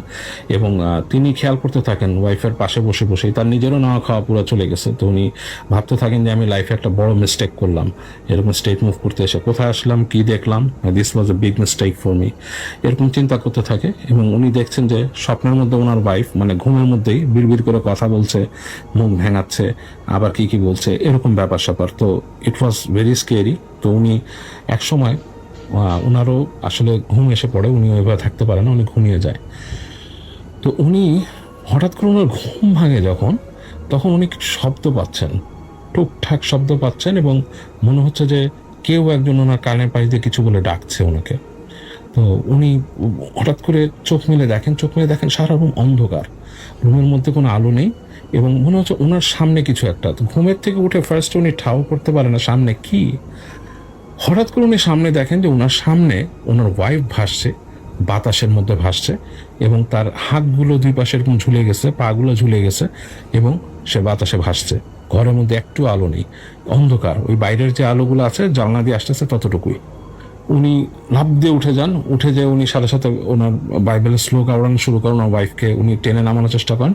এই সময় ওনাকে মনে হয় হঠাৎ করে ওনাকে কেউ প্রচণ্ড জোরে একটা মানে চড় মারে এবং উনি ছিটকে পড়ে যান একপাশে এবং পড়ে উনি তখন আর কোনো দিশা পাচ্ছিলেন না কি করবেন। হঠাৎ করে উনি ওখান থেকে শুনতে পান যে ওনার ওয়াইফ কথা বলছে, ওখান থেকে ওই শোয়া অবস্থায় কথা বলছে বিভিন্ন কিছু, এবং মনে হচ্ছে কথা অন্য একজন মানুষের সাথে বলছে, লাইক আরেকজন মানুষ রুমে আছে তার সাথে কথা বলছে এবং সেই একই রকম কণ্ঠ হয়ে গেছে। কণ্ঠটা খুব মানে মানে লাইক রাফ একটা, মনে হচ্ছে যে মোটা গলায়, মানে একটা মানুষের গলাকে যদি প্রেস করে কেউ মানে মানে সবচেয়ে হেভি পর্যায়ে নিয়ে যায় জোর করে, সেরকম অবস্থায় কথা বলছে খুব গড়গড় করে। তো এই অবস্থায় উনি একদম চোখ বন্ধ করে শুধু উনি ঈশ্বরকে স্মরণ করতে থাকেন। তো এই সময় ওনার ওখানে গেটে শব্দ হয়, ঠুস ঠাস করে শব্দ হয় এবং শব্দগুলো শোনার পরে হঠাৎ করে মনে হলো যে ওনার ওয়াইফ দাপ করে পড়ে যায় এবং মাটিতে প্রায় 3-4 ফিট উপর থেকে পড়ে এবং কোকিয়ে ওঠে ওনার ওয়াইফ, পড়ে ব্যথা পাচ্ছে, মানে বুঝতে পারে। উনি তখন সব কিছু ফেলে দৌড় দিয়ে ওয়াইফকে শোয়ান এবং উনি নিচে যান, যে গেটের ওখানে দেখেন যে ওনার গেট খুলে ঢোকার চেষ্টা করছেন সে ফাদার। তো উনি ফাদারকে দেখে প্রচণ্ড মানে সাহস পান, স্বস্তিও পান। উনি তাড়াতাড়ি যান, যে বলে ফাদার প্লিজ প্লিজ হেল্প, আমি এরকম সমস্যা আছে। তো ফাদার সাথে আরেকজনকে নিয়ে আসছিল, তো তিনি আরেকজন ফাদার তার সাথে পরিচয় করিয়ে দেন তাকে, বলে যে সে তখন বলে যে ফাদার বলে আমি বুঝতে পারছিলাম তোমার অবস্থা সুবিধার না, আমি চেষ্টা করছি এই ফাদারকে নিয়ে আসছি এবং সবচেয়ে যেটা হবে তোমাকে এখন উনি যেটা সাজেস্ট করবে উনি কথা বলবে এবং দেখবে কি করা যায়। তো যখন এই কথাগুলো বলছে উপরে আবার সেই প্রচণ্ড শব্দ শোরগোল শুরু হয়ে যায়, ওনার ওয়াইফ কথা বলছে, এটা ভাঙছে, উপর শব্দ হচ্ছে, ভয়ঙ্কর কণ্ঠে কথা বলছে, মানে খুবই বাজে অবস্থা।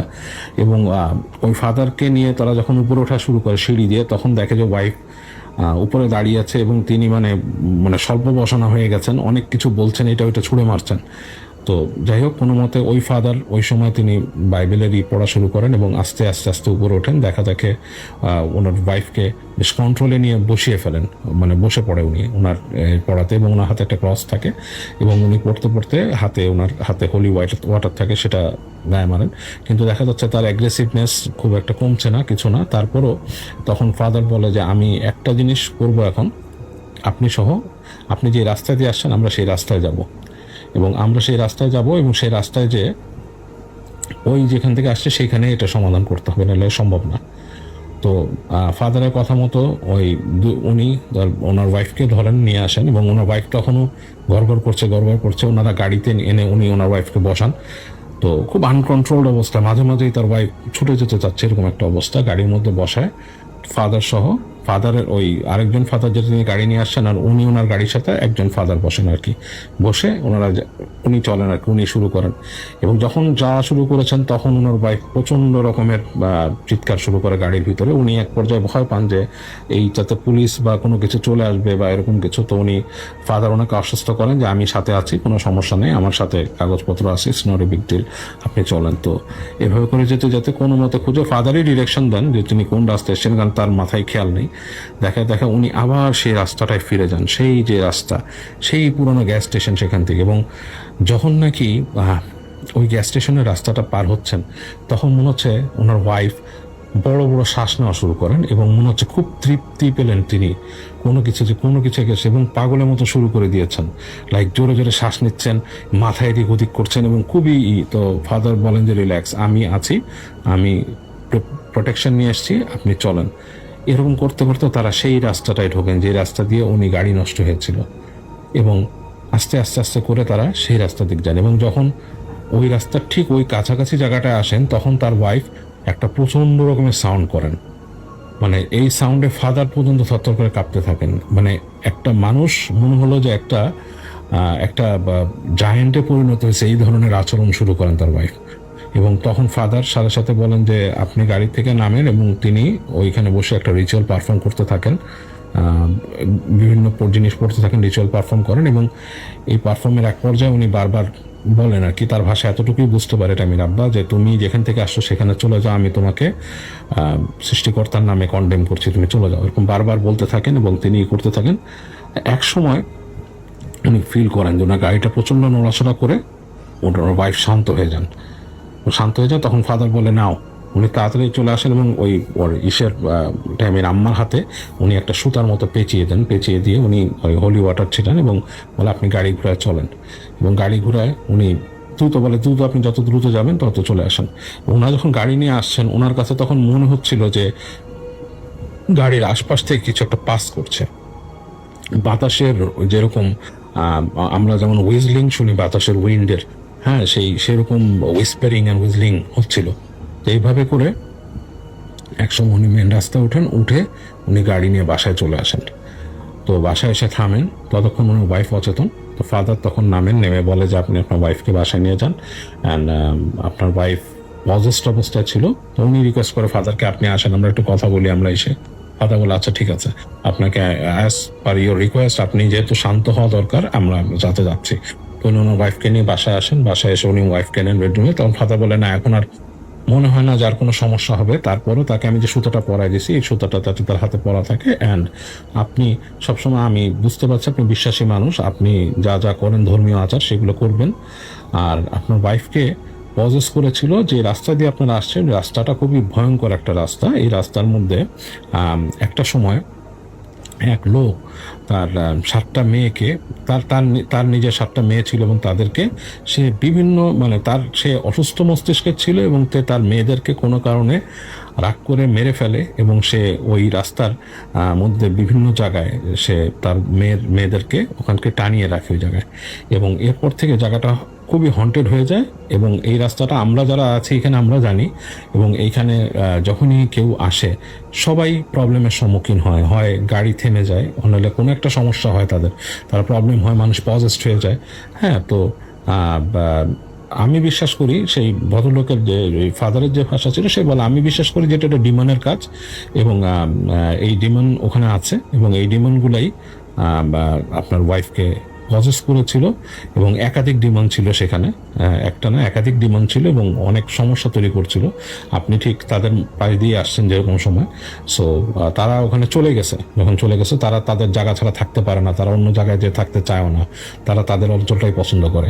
সো তারা অনেক রাগান্বিত ছিল এখানে আসার কারণে, এবং আপনাকে সহ্য করতে পারতেছিল না, আপনি যেহেতু ধর্মীয় করছেন, এবং এইসব কারণেই সে করতেছিল না, এবং আপনার ওয়াইফকে তারা শেষ করে দিত। যে যাই হোক, আপনি রিচুয়াল পারফর্ম করে রেখে আসতে পারছেন, আই হোপ এখন আর সমস্যা হবে না। তো উনি ফাদারের কথা মোটামুটি কনভিন্স থাকেন, খুব ভয়ে উনি রাতটা কাটান ওই সময়টা। প্রায় ফাদার চলে যান, অনেক পরে ফাদার চলে যান, উনি অনেকক্ষণ ভয়ে থাকেন। উনি তারপর ওয়াইফের দিকে তাকিয়ে থাকেন সারা রাত, দেখে যে না সবকিছু আর কিছু হয়নি। এরপরে কয়েকদিন ওনার ওয়াইফ অনেক অসুস্থ ছিল, এবং খুবই অসুস্থ ছিল। উনি টেক কেয়ার করেন ওনার ওয়াইফকে ভালো মতন। ওনার ওখানে ব্যবসাটা উনি কয়েকদিন দেখে তারপর উনি সিলেক্ট করেন যে না, উনি ওখানে আর থাকবে না। পরবর্তীতে ওখান থেকে আস্তে ধীরে তারা মুভ করে সিয়াটলে চলে যান।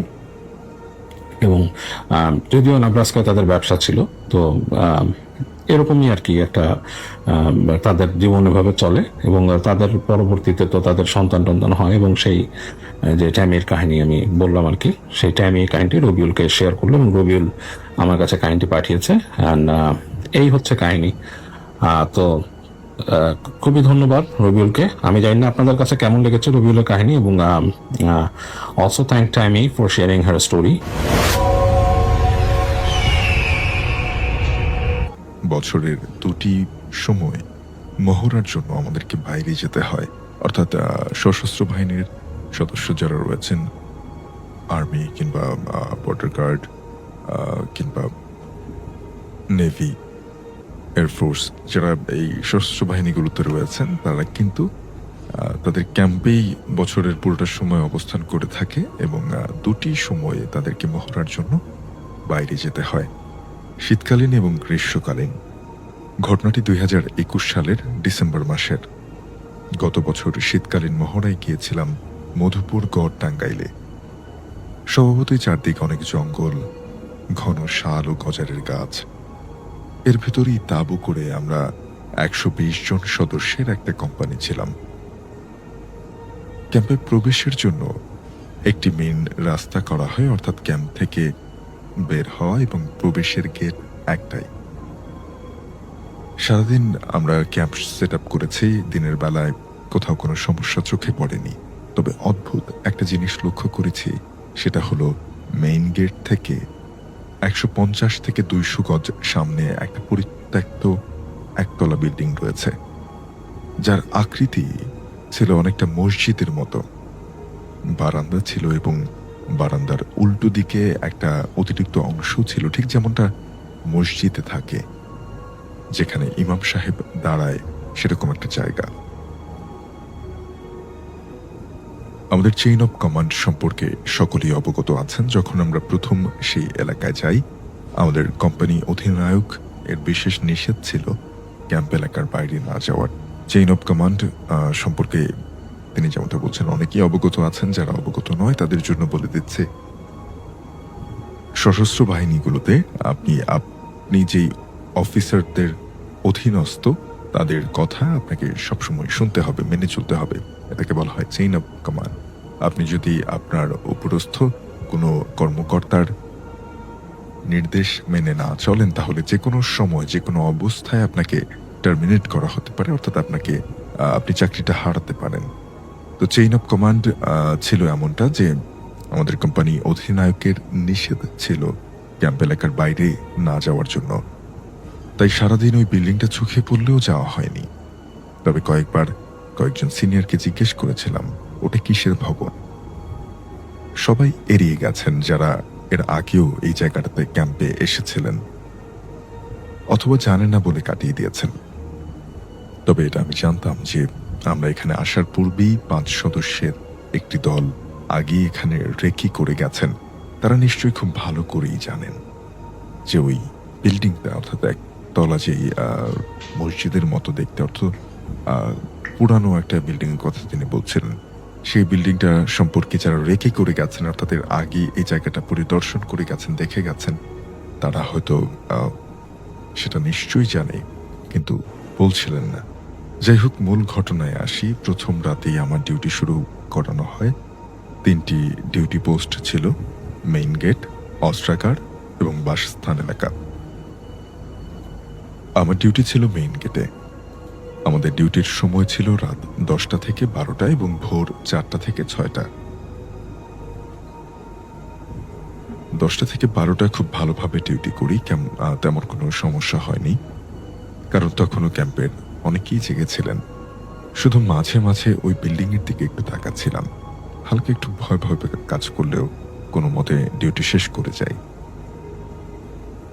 4 ঘন্টা রেস্ট করার পর যখন ভোর 4টায় আবার ডিউটিতে আসি, তখন আমার পূর্বের ডিউটি ম্যানকে জিজ্ঞেস করি কোনো সমস্যা হয়েছে কিনা। সে শুধু আমাকে বলল কাছের লাইট রাখতে এবং রাইফেল ঠিক রাখতে, বলে সে চলে গেল। আমি শুরু করলাম ডিউটি। হঠাৎ আমার প্রচন্ড বেগ আসে, অর্থাৎ ওয়াশরুমে যাওয়ার প্রয়োজন পড়ে। আমি মাত্র কিছুক্ষণ আগেই ডিউটিতে এসেছি, বাথরুম করে। এখন আবার চাপের কারণ আমি বুঝে উঠতে পারছিলাম। আমি ভাবলাম আজ সারাদিন হয়তো পানি বেশি খাওয়া হয়েছে, যে কারণে এরকমটা হচ্ছে। আমি কিছু না ভেবে গেট থেকে 50 গজ সামনে এগিয়ে যাই। একটা ঝোপ দেখে বসে পড়ি সেখানে। ও বসা অবস্থায় মনে হচ্ছিল যে কেউ আমার বাম কানে খুব জোরে একটা ফু দিল। আমি দ্রুত কাজ সেরে উঠে দাঁড়াই এবং পকেট থেকে টর্চ বের করে জ্বালাই। দেখি কিছু একটা অদৃশ্য ছায়া দৌড়ে ওই বিল্ডিং এর ভেতরে চলে গেল। ওই সময় আমার মাথায় মোটেও ভূত প্রেতের কথা আসেনি। আমার মাথায় সর্বপ্রথম এসেছে যে অভ্যন্তরীণ শত্রুর কথা। কারণ অধিনায়কগণ অনেক সময়, অর্থাৎ ক্যাপ্টেনরা অনেক সময় জুনিয়রদেরকে টাস্ক দিয়ে থাকেন যে ঘুমন্ত বা জাগ্রত কারো রাইফেল চুরি করে আনার জন্য।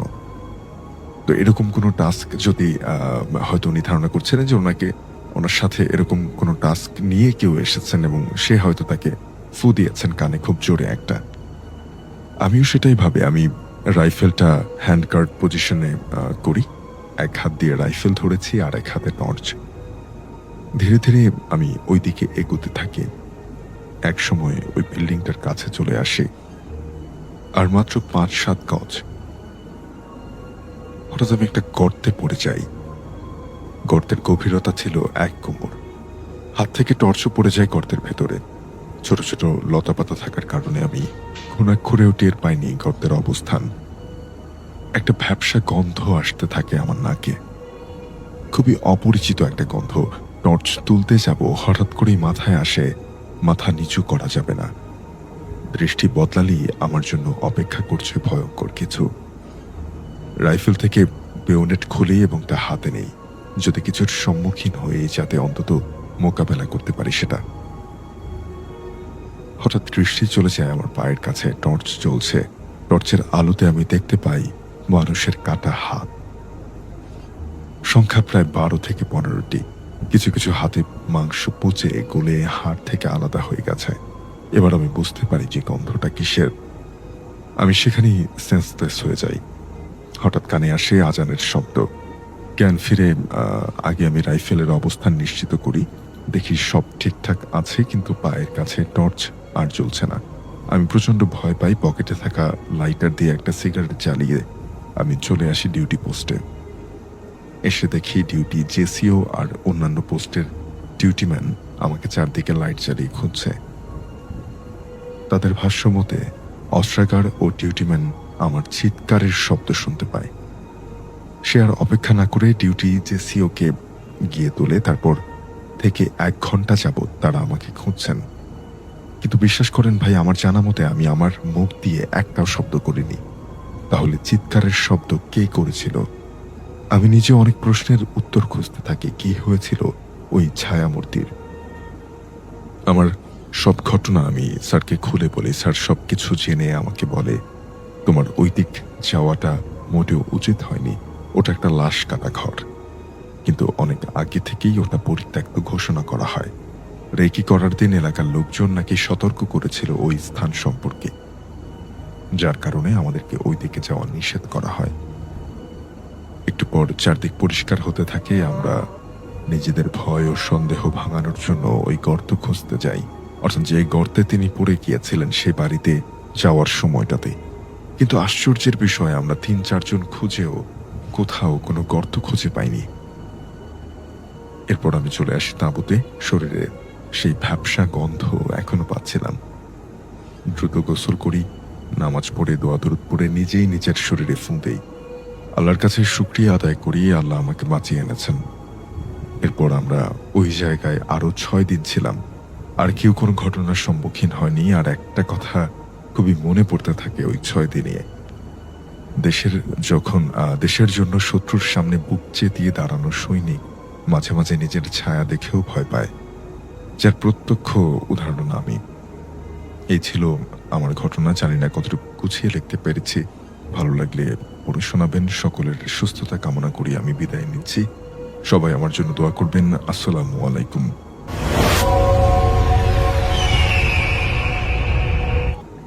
আসসালামু আলাইকুম লিসনার্স, আমি নওশিন। আশা করি আপনারা ভালো আছেন। আমি আজকে আপনাদের সাথে একটা বাসার ঘটনা বলবো। আমি সেই বাসাটাতে আমার ফ্যামিলির সাথে 1 বছরের মতো ছিলাম। বাসাটা গ্রিন রোডে ছিল এবং আমার স্কুলের খুব কাছে ছিল। আমি সঙ্গত কারণে স্কুলের নামটা বলছি না, খুবই পপুলার স্কুল। বাসাটা একটু মেইন রোড থেকে বেশ খানিকটা ভিতরের দিকে ছিল, কারণ স্কুলটা ছিল বেশ ভিতরের দিকে। তো স্কুল বাউন্ডারির মধ্যে আমাদের বাসাটা ছিল। তো দেখা যেত কি, ইউজুয়ালি কি হয় যে স্কুল 7টা থেকে বিকাল 5টা পর্যন্ত 2টা শিফটে ক্লাস চলতো এবং মোটামুটি তারপরে একদমই নিস্তব্ধ ওই এরিয়াটা ছিল। সকালবেলা বেশ ক্যাওস ছিল, একটা হট্টগোল, বাচ্চারা খেলছে, স্টুডেন্টসরা যাওয়া আসা করছে। কিন্তু বিকাল 4টার পরে খুব থমথমে পরিবেশ, ঠান্ডা হয়ে যেত পুরো এরিয়াটা। বাসাটার কথা বলি, আমরা 6 তলায় থাকতাম। খুব কমার্শিয়াল একটা বিল্ডিং, খুবই কমার্শিয়াল একটা বিল্ডিং। স্পেস খুবই ছোট ছিল, খুব বেশি একটা বড় বাসা ছিল না। এই কথাটা যে কারণে বলছি তাহলে একটু বুঝতে সুবিধা হবে। বাসার রুমগুলো ছিল ডাইনিং টেবিল সারাউন্ডিংস, মানে ডাইনিং টেবিলটা ঠিক মাঝখানে ছিল, মানে ডাইনিং রুমটা ঠিক মাঝখানে ছিল, এবং বাসাটা ছিল মানে ডাইনিং রুমটাকে ঘিরে রুমগুলো ছিল, অন্যান্য রুমগুলা। তো দেখা যেত কি এই একটা কারণে আমরা একটা রুম থেকে আরেকটা রুমে কি হচ্ছে মোটামুটি বুঝে যেত। মানে প্রথমে বলে নিয়েছি যে আমাদের বাসাটা খুব ছোট ছিল, তো দেখা যেত যে আমি গেস্ট রুম থেকে আমার রুমে কি হচ্ছে দেখতে পাচ্ছি, বা আমি গেস্ট রুম থেকে ড্রয়িং রুমে কি হচ্ছে দেখতে পাচ্ছি। তো একদিনের কথা বলি, সেটা হচ্ছে একদিন আমি সন্ধ্যার দিকে পড়াশোনা করছি আমার গেস্ট রুমে। তো উল্টো দিকের রুমে আমার আম্মু আমার ছোট বোনকে পড়াচ্ছে। তো তখন ইন্ডিয়ান আইডল একটা প্রোগ্রাম হতো। তো আমি হচ্ছে সন্ধ্যাবেলা ওয়েট করছিলাম যে ওই প্রোগ্রামটা কি দেখবো। এখন ছোটবেলায় যেটা হয়, আম্মু আব্বু দেখা যায় যে একটু জানি টিভি থেকে দূরে থাকি, এরকম একটা তারা ব্যবস্থা নেয় যে আমি বেশি পড়াশোনা হ্যাম্পার না হয়।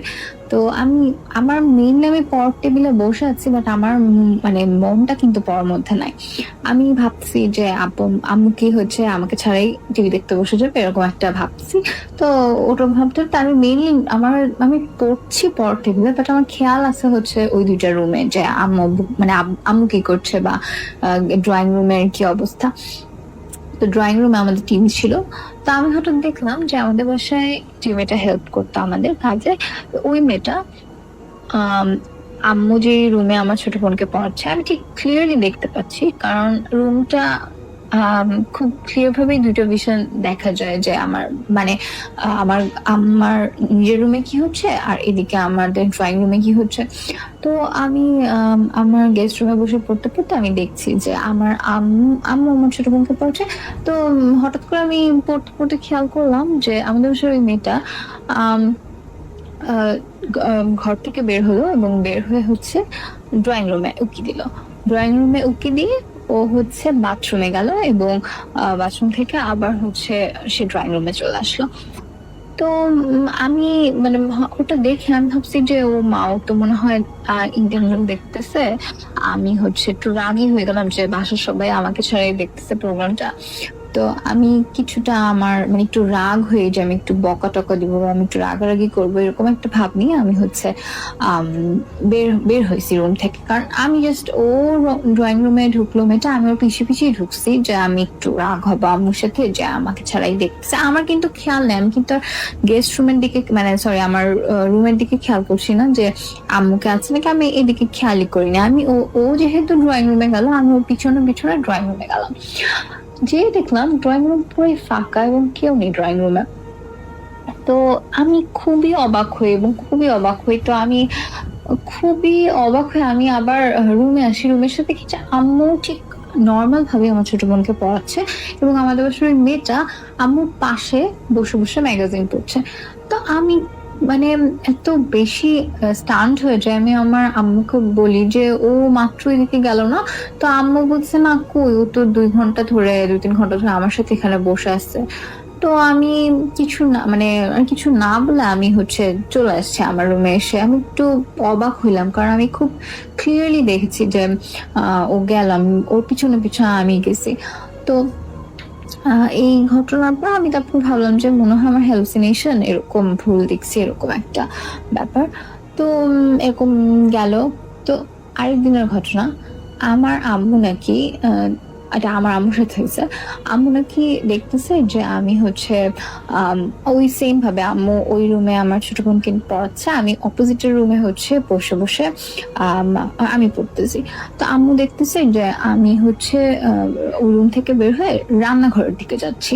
তো আম্মুর মাথায় আছে যে রান্নাঘরে পানি কি ফুটতে দেওয়া হয়েছে, তো ওই গরম পানি যদি আমার গায়ে পড়ে, তো আম্মু এই ভয়ে যে আমি হয়তো খেয়াল করবো না, অন্ধকারে কিছু নিতে যে পানিটা আমার গায়ে পড়বে। তা আমি রুম থেকে বের হয়েছি দেখে আম্মু আমার পিছন পিছন দৌড় দিছে যে আমি গরম পানি আবার আমার গায়ে না পড়ে। তো আম্মু নাকি যে দেখে যে রান্নাঘর একদমই অন্ধকার, কেউ নাই, পানি মানে চুলায় পানি ফুটতেছে। আম্মু অবাক হয়ে আম্মু আবার হচ্ছে ব্যাক করে দেখে আমি গেস্ট রুমে আমি নর্মালি যেভাবে পড়ছিলাম ওইভাবেই পড়ছি। তো আম্মু খুবই আমাকে মানে অবাক হয়ে আমাকে জিজ্ঞাসা করে যে তুমি কেন গেছো ওইদিকে, আমি তোমাকে মানা করছি রান্নাঘরে পানি ফুটতেছে এরকম। তো আমি খুবই অবাক হয়ে যাই, বিকজ আমি 2-3 ঘন্টা ধরে ওভাবেই পড়াশোনা করছি আর কি সেটা গেস্ট রুমে। তো এই ঘটনা, তারপরে আম্মু হয়তো ভাবে যে আমার আম্মু মনে হয় ভুল দেখছে, এরকম ভেবে চলে যায়। আরেকদিনের ঘটনা বলি, আমি খুব শীতকাল, আচ্ছা একটা কথা বলে রাখি, সেটা হচ্ছে আমাদের বাসার ওয়েদারটা খুবই ঠান্ডা ছিল, মানে এক্সেপশনালি ঠান্ডা যেটাকে বলা হয়। মানে আমি হচ্ছে, আমাদের বাড়িওয়ালা ওনারা উপরতলায় থাকতো, আর আমার নিচতলায় আমার ফ্রেন্ডরা থাকতো। তো আমি অনেক সময় উপরতলায় বাড়িওয়ালার ওখানেও গেছি, আবার নিচতলায় আমার ফ্রেন্ডের বাসায়ও গেছি। দুটা বাসাতেই গরম, কিন্তু আমাদের বাসাটা কেন জানি খুব ঠান্ডা থাকতো। তো এটা নিয়ে কখনোই আমি ভাবি নাই। তো একদিন, মানে শীতকালের ঘটনা বলি, ওই বাসাটাতে যতদিন ছিলাম আমার আব্বুর অফিস থেকে আসতে একটু দেরি হতো রাতের বেলা। তো বাবা আস্তে আস্তে 11টার মতো বাজতো, 11টা 12টার মতো বাজতো। তো আম্মু একদিন টিভি দেখছে, আমার ছোট বোন ঘুমিয়ে গেছে, তো আমি একা একা ঘুমাতাম। তা আমার রুমে আমি ঘুমাইছি, মানে ঘুমাবো আর কি, আমি গেম খেলছিলাম ল্যাপটপের নিচে বসে বসে, সরি ব্ল্যাঙ্কেটের নিচে শুয়ে শুয়ে আমি ফোনে গেম খেলছিলাম। তো হঠাৎ আম্মু আমাকে বলে যে তুমি ঘুমায় পড়ো এরকম। তো আমি জাস্ট ফোনটা রেখে মানে ঘুমানোর চেষ্টা করছি। তো আমি বলি ফার্স্টে, আমার বেডটা ছিল একদম ওয়ালের সাথে ঘেঁষা, তো ওয়ালের সাথে লাগানো বেড ছিল। আর আমার নিচে ফ্লোরিং করে আমাদের বাসার ওই মেয়েটা ঘুমাতো। তো আমি হচ্ছে এরকম ঘুমানোর চেষ্টা করছি, এমন না যে আমার ঘুম আসছে, আমি মাত্রই গেম খেলছিলাম।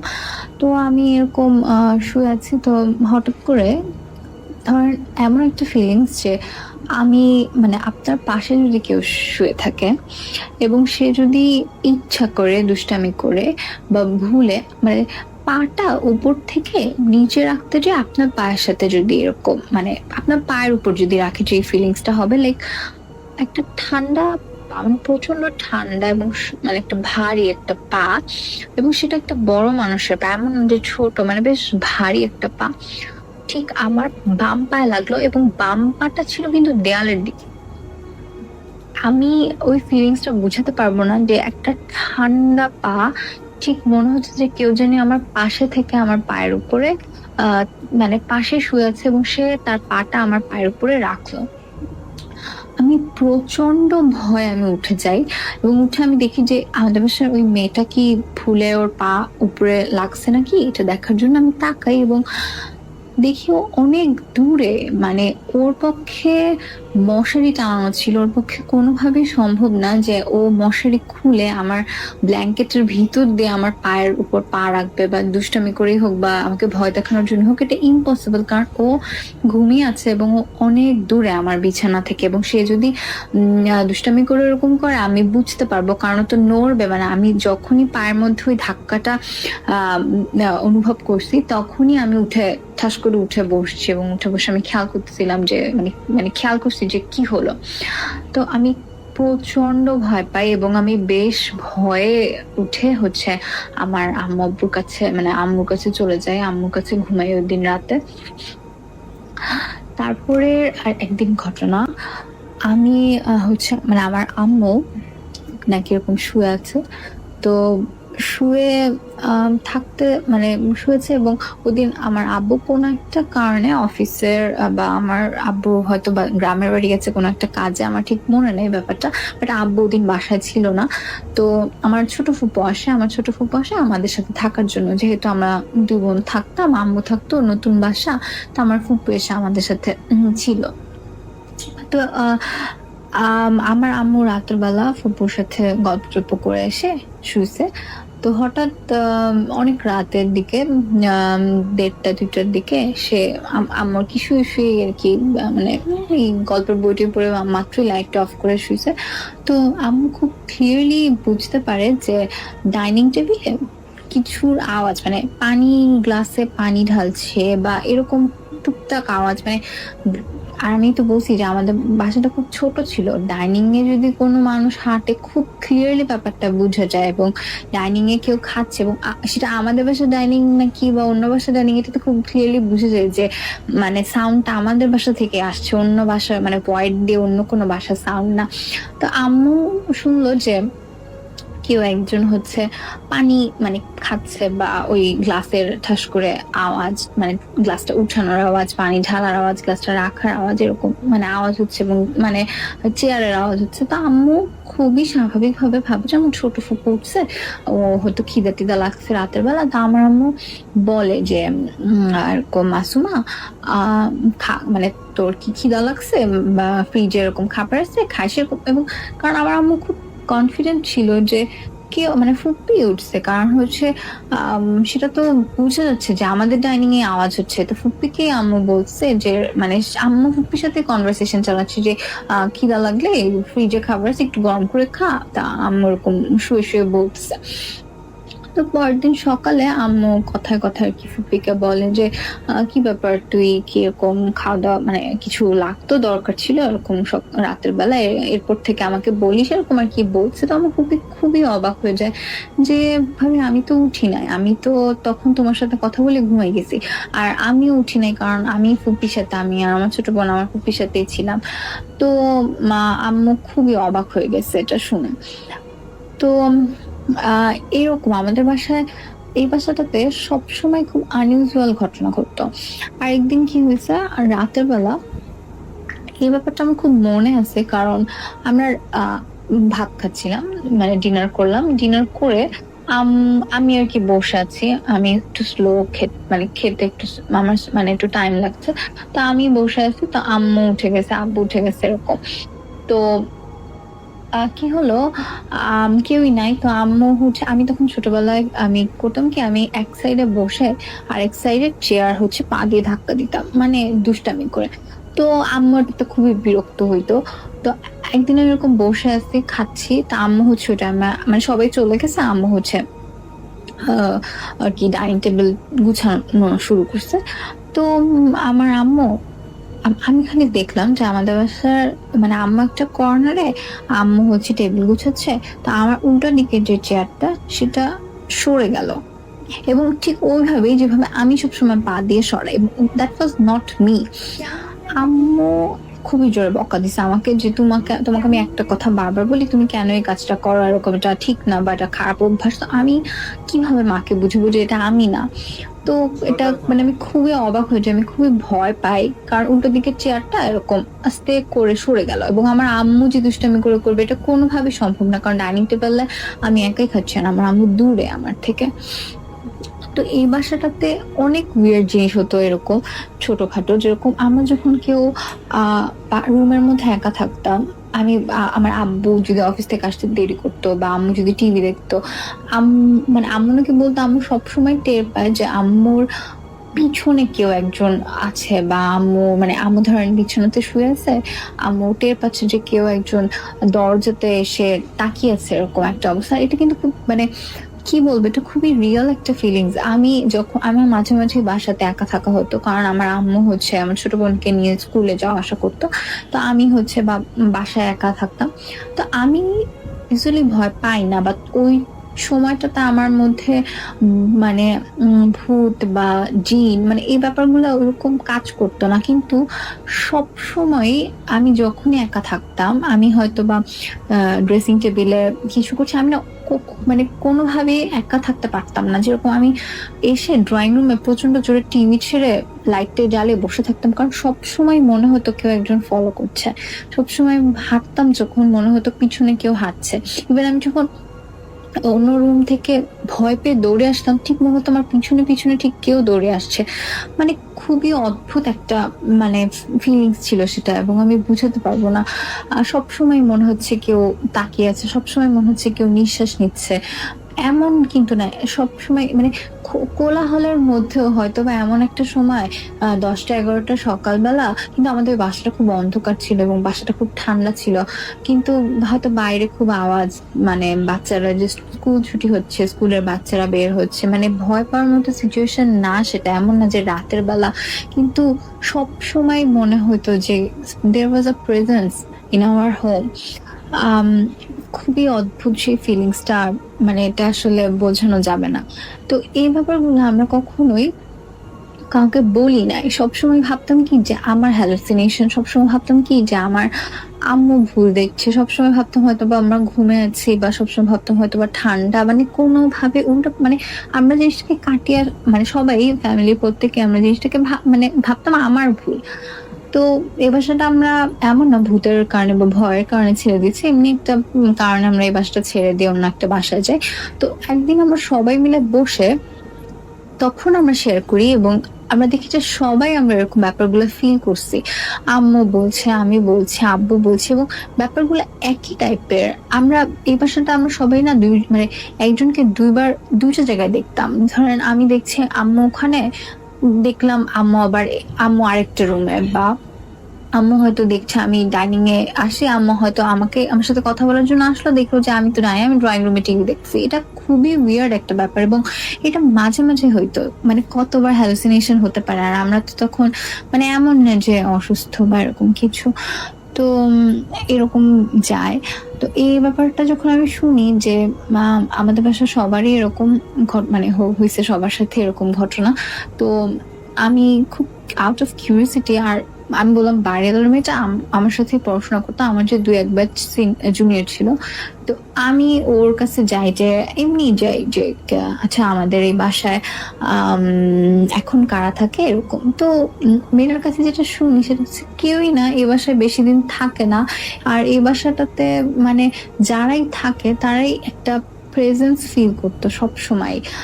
আর হচ্ছে ব্যাপারটা কি, মানে কিন্তু সবসময় মনে হতো, ধরেন আমরা বারান্দায় বসে আছি, মনে হতো কি যে একটা সরু বারান্দা, আমি এক বারান্দার একটা সাইডে হয়তো বা আমি দোলনা খেলছি, অপোজিট সাইডে ঠিক এমন না যে অন্য বাসা, এমন না যে উপরতলা নিচতলা, ঠিক নিজের বারান্দায় আরেকটা সাইড থেকে কেউ যদি কান্না করে, বা কেউ যদি একটা বসে সাউন্ড করে, একটু মানে একটা গোঙানির আওয়াজ, একটা আর্তনাদ, এটা কিন্তু বোঝা যায় যে সেটা আমার, মানে আমি যে জায়গাটাতে বসে আছি খুব কাছেই সেটা, এমন না অন্য বাসা, এমন না, মানে অন্য বাসা হলে তো বোঝা যায়, অন্য ছাদ হলে তো বোঝা যায়, বা অন্য নিচতলা উপরতলা হলে তো বোঝা যায়। এটা খুব ক্লোজ একটা মানে ব্যাপার ছিল, এবং এটা আমরা খুব ক্লিয়ারলি বুঝতে পারতাম যে কারো নিঃশ্বাস, কারো প্রেজেন্স, কারো হাঁটা, বা কেউ ফলো করছে, বা কেউ তাকাচ্ছে, বা কারো ব্রিথিং, আমরা খুব ক্লিয়ারলি ব্যাপারগুলো বুঝতাম। আর এছাড়া একজনকে 2বার করে দেখা, তারপরে হচ্ছে আহ এরকম টুকটাক একটা একটা টাচ হঠাৎ করে শরীরে, বা একটা মানে হঠাৎ করে জামা একটা টান, বা এই যে ডাইনিং টেবিলে টুকটাক আওয়াজ, মানে এগুলো তো কন্টিনিউয়াস হতো। এবং আসলে ব্যাপারগুলো এমন না যে অনেক বড়, বা এমন না যে অনেক ভয়ঙ্কর, কিন্তু ব্যাপারগুলো খুবই আনইউজুয়াল, এবং যার সাথে ব্যাপারগুলো আসলে হয় সে বুঝতে পারে যে মানে কতখানি ভয়ঙ্কর বা কতখানি অদ্ভুত, এবং স্বাভাবিকতার সাথে যে মিল নেই, এবং এটার যে কোনো এক্সপ্লেনেশন নেই, এটা কিন্তু বোঝা যায় এসব ব্যাপার থেকে। তো আজকে এখানেই আমার এই বাসার ঘটনাটা, আমাদের সাথে আরো মানে অনেক কিছু ঘটেছে, মানে বিশেষ করে আমার সাথে মানে আরো অনেক রকমের অদ্ভুত ঘটনা ঘটে। আমার ফ্যামিলিতেও বেশ কিছু ঘটনা আছে। যদি আপনাদের আমার ঘটনাটা ভালো লাগে, আমি অবশ্যই পরবর্তীতে আমার অন্য ঘটনাগুলো আপনাদেরকে শোনাবো সময় করে কোনোদিন। আপনারা সবাই ভালো থাকবেন। আসসালামু আলাইকুম।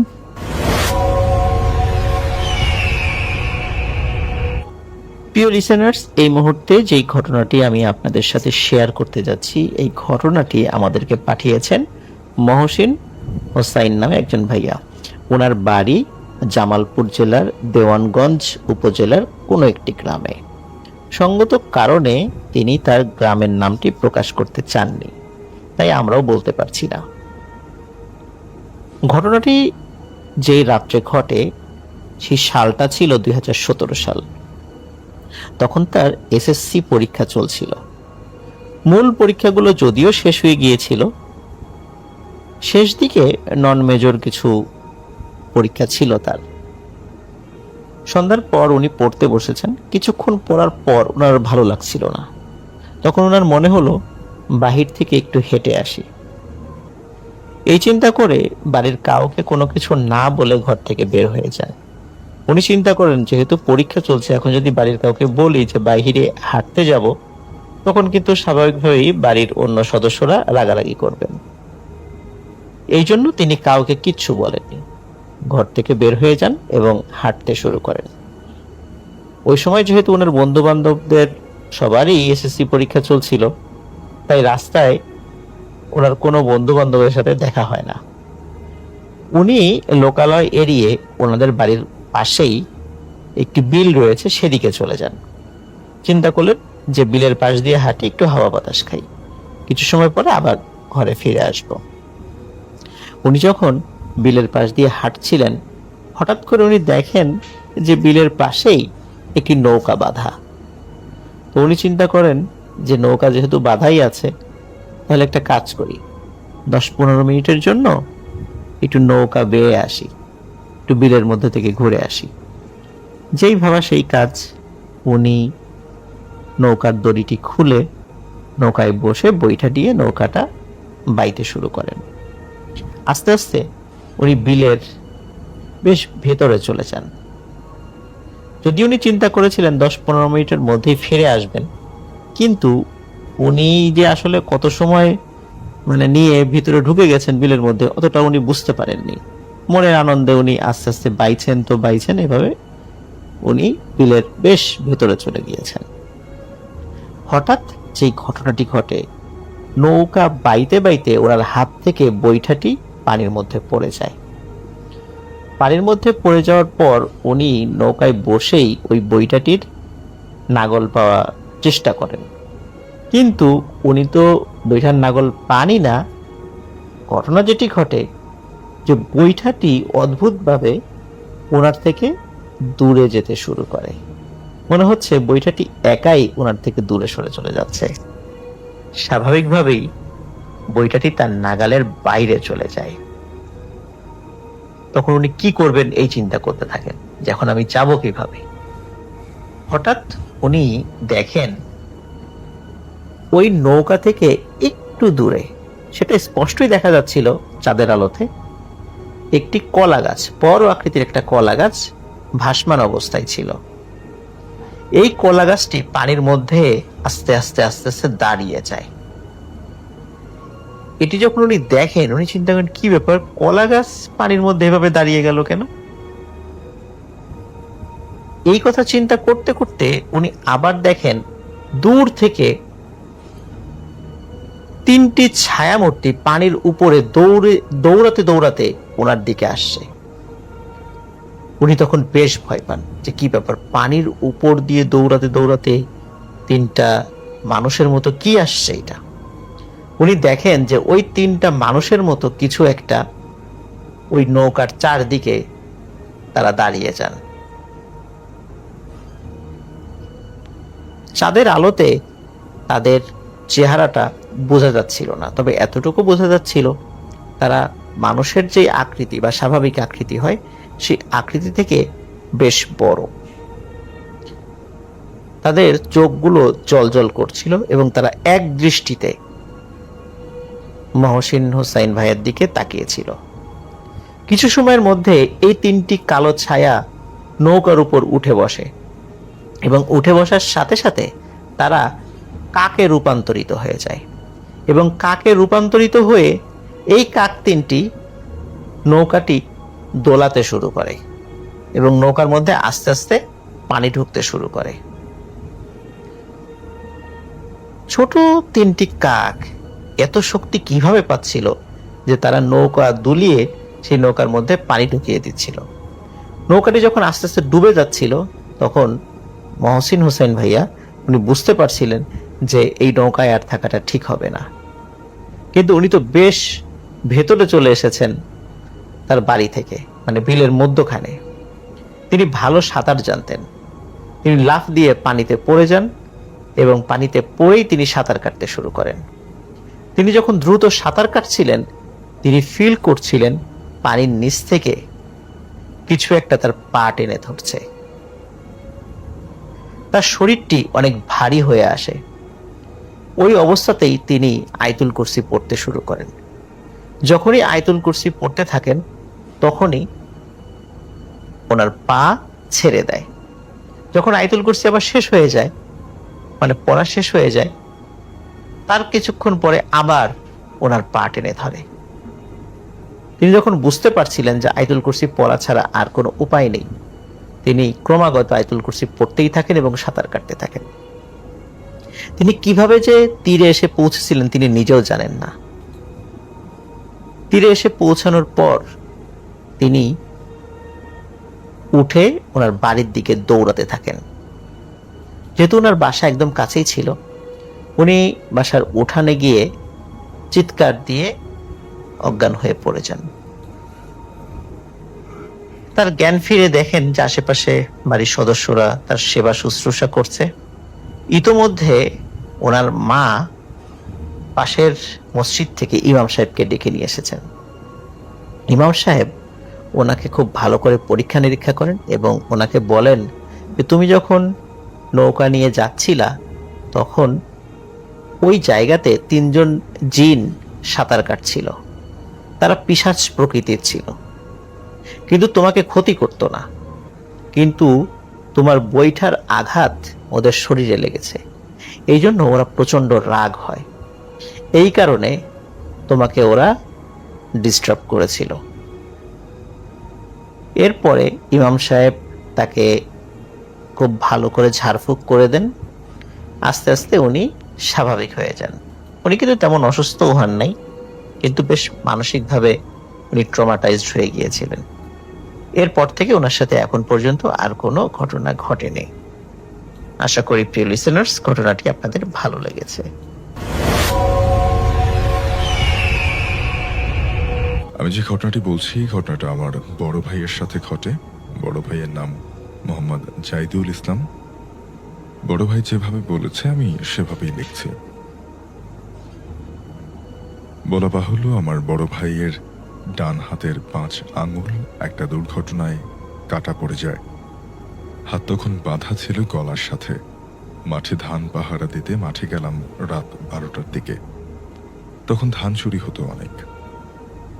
আমি গেলাম ধানের মাঠে, গিয়ে একটা ছোট্ট পানি যাওয়ার ড্রেনের পাশ দিয়ে যাচ্ছি। জায়গাটার নাম ছোলকুড়ি। সেখানে অনেক ভয়ঙ্কর কিছু দেখা যায় এবং এখনো সেখানে ছোট বাচ্চার কান্না শুনতে পাওয়া যায়। ছোল বলতে আসলে অনেক জায়গায় ছোট বাচ্চাকে বোঝানো হয়ে থাকে। সওয়াল যেমন করে বলে যে তেমনি করে সোল বলতে আসলে অনেক এলাকায় ছোট বাচ্চাদেরকে বলা হয়ে থাকে। তো সেখানে একটা ছোট বাচ্চার কান্না শুনতে পাওয়া যায় এখন। আগের যুগে নাকি সেখানে ছোট বাচ্চা মারা হলে কবর দেয়া হতো। সেখানে গিয়ে দেখি পানির ড্রেনের মাঝখানে একটা জোলা বা ফাঁক দেখা যায়। 2 দিকে অন্ধকার, মাঝখানে জোলা দেখা যাচ্ছে কেন? আমি তখন থমকে গেলাম, কারণ চতুর্দিকে জ্যোৎস্নার আলো হালকা হালকা, তার মাঝে 2 দিকে ছায়া, মাঝখানে খোলা দেখা যাচ্ছে কেন? অর্থাৎ সেই নালার কাছ দিয়ে যখন যাচ্ছিলেন তখন তিনি দেখলেন যে চারপাশে চাঁদের আলো রয়েছে, কিন্তু সেখানে সামনে একটা জায়গাতে খুব অন্ধকার, যে জায়গাটা আসলে ছোলকুটি নামে পরিচিত, যেখানে ছোট বাচ্চাদের কান্নার আওয়াজ পাওয়া যায়। তো সেখানে গিয়ে তিনি দেখলেন মাঠের পাশে তিনি আসলে কৃষি জমি পাহারা দিতে যাচ্ছিলেন এবং দেখলেন যে চারিদিকে আলো থাকা সত্ত্বেও 2টি পয়েন্টের মাঝখান দিয়ে একটা জায়গা খুব অন্ধকার। তো বেশ অবাক হয়ে গেলেন। পরক্ষণেই আমি দেখলাম যে একটা দৈত্য আকারের মানুষ সেটার ভেতরে দাঁড়িয়ে আছে। আমার গা তখন শিহরিত হয়ে উঠল। বলে রাখি, আমার বড় ভাই অনেক সাহসী। আমি মাথা তুলে দেখি, মনে হচ্ছে আর মাথা অনেক বেশি উপরে। তার আর আমার মাঝখানে 2 ফিটের মতো জায়গা বাকি আছে। তার পায়ের হাঁটু আমার সমান। সামনাসামনি আমি দেখতে পাচ্ছি। দৈত্যটা অনেক কালো রঙের ছিল। তার পায়ের লোম ভীষণ বড় বড়। আমি 2 হাতে জড়িয়ে ধরতে পারবো না, এত মোটা ছিল তার পা। আমার হাত বাঁধা গলার সাথে সাথে এক হাতে আমার হাতটা গলার সাথে বাঁধা, অর্থাৎ তিনি আঙুল হারিয়েছেন যেমনটা বলছেন। এক হাতে লাইট আর হাতের মাঝখানে একটা ফালা নেওয়া আছে। তখন আমি সেই ফালাটা আমার হাতে নিলাম, লাইটটাকে বগলে নিলাম। ফালা লোহার তৈরি একটা সুচালু বস্তু। ফালা তারুর উরুর উপরে মারছি, আবার মনে হচ্ছে যদি ফালাটা না ঢুকে তার পায়ে, সেইভাবে আর মারছি না। অর্থাৎ সেই অবয়বটাকে দেখে সে ভীষণ ভয় পেয়ে গেল। কিন্তু গ্রামগঞ্জের মানুষ যেহেতু এরকম অভিজ্ঞতা রয়েছে, তিনি চেষ্টা করলেন যে তার হাতে যে ফালাটা আছে লোহার তৈরি, সেটাকে তার দিকে ছুঁড়ে মারবেন কিনা চিন্তা করছিলেন, এবং যদি না লাগে তার প্রতিক্রিয়া কি হতে পারে। এভাবে প্রায় 15 মিনিট আমি তার সামনে দাঁড়িয়েছিলাম। সে সামনে থেকে সরে না, আমি ওর সামনে যেতে পারছি না। কিন্তু সেই দৈত্য কোনো কথা বলছে না, একেবারে ঠায় দাঁড়িয়ে আছে শুধুমাত্র। আর যদি সেই দৈত্যটাকে না দেখতে পারতাম, তাহলে তার পায়ের নিচ থেকে আমি চলে যেলেই চাপা দিয়ে কিছু একটা মারত। তারপরে একটু চোখ পাল্টানোর সাথে সাথে আমার সামনে থেকে অনেক দূরে চলে গেল। আমিও তার সাথে সাথে সেখান থেকে চলে গেলাম। আমিও তার সাথে যাচ্ছি, কিন্তু কিছু পরে ভাবলাম যে আমাকে নিয়ে যাচ্ছে পানির বিলের দিকে। অর্থাৎ সে অনেক দূরে চলে গেল মুহূর্তের মধ্যে, এবং দেখলেন যে দূরে থাকা সত্ত্বেও সে নিজেও মুভ করছে, সে নিজেও যাচ্ছে, এবং তিনি ধারণা করলেন যে আমাকে পানির বিলের দিকে নিয়ে যাচ্ছে। অর্থাৎ তিনি কৃষি জমিতে ছিলেন, যেটা শুকনো জায়গা, বিলের মধ্যে পানির আধার। তো সেই পানির বিলের দিকে নিয়ে যাচ্ছে। আমি তখন ভাবলাম যে এই অশরীরটা আমাকে বিলের দিকে নিয়ে যাচ্ছে, সেখানে নিয়ে আমাকে কিছু করবে। এই ভেবে আমি আমার জমির দিকে ফিরে আসলাম। কিছুক্ষণ পরে দেখি আমার থেকে 20 ফিট দূরে একটা আগুনের গোলা মাটি থেকে 2 ফিট উপরে জ্বলছে, আর সেই গোলার ছিটকে ছিটকে মাটিতে পড়ছে। তখন আমি আমার নিজের জমিতে আসলাম, যে অন্যের জমিতে এখন থাকা যাবে না, সে ক্ষতি করে বসবে। তারপরে জমির শেষ মাথায় টোলের কাছে আসলাম ধান পাহারা দেওয়ার জন্য, যেটা বানিয়েছিলাম। এসে দেখি টোলের ভেতরে 2 জন কাজের ছেলে শুয়ে আছে। আমি জানতাম না যে তারা টোলের ধান পাহারা দিতে এসেছে। তারপরে আমি সেই অশরীরী বা সেই চিনটাকে উদ্দেশ্য করে বললাম যে আজকে তোর কপাল ভালো যে আমি জানতাম না টোলে মানুষ ছিল, না হলে আজকে তোরে দেখাতাম।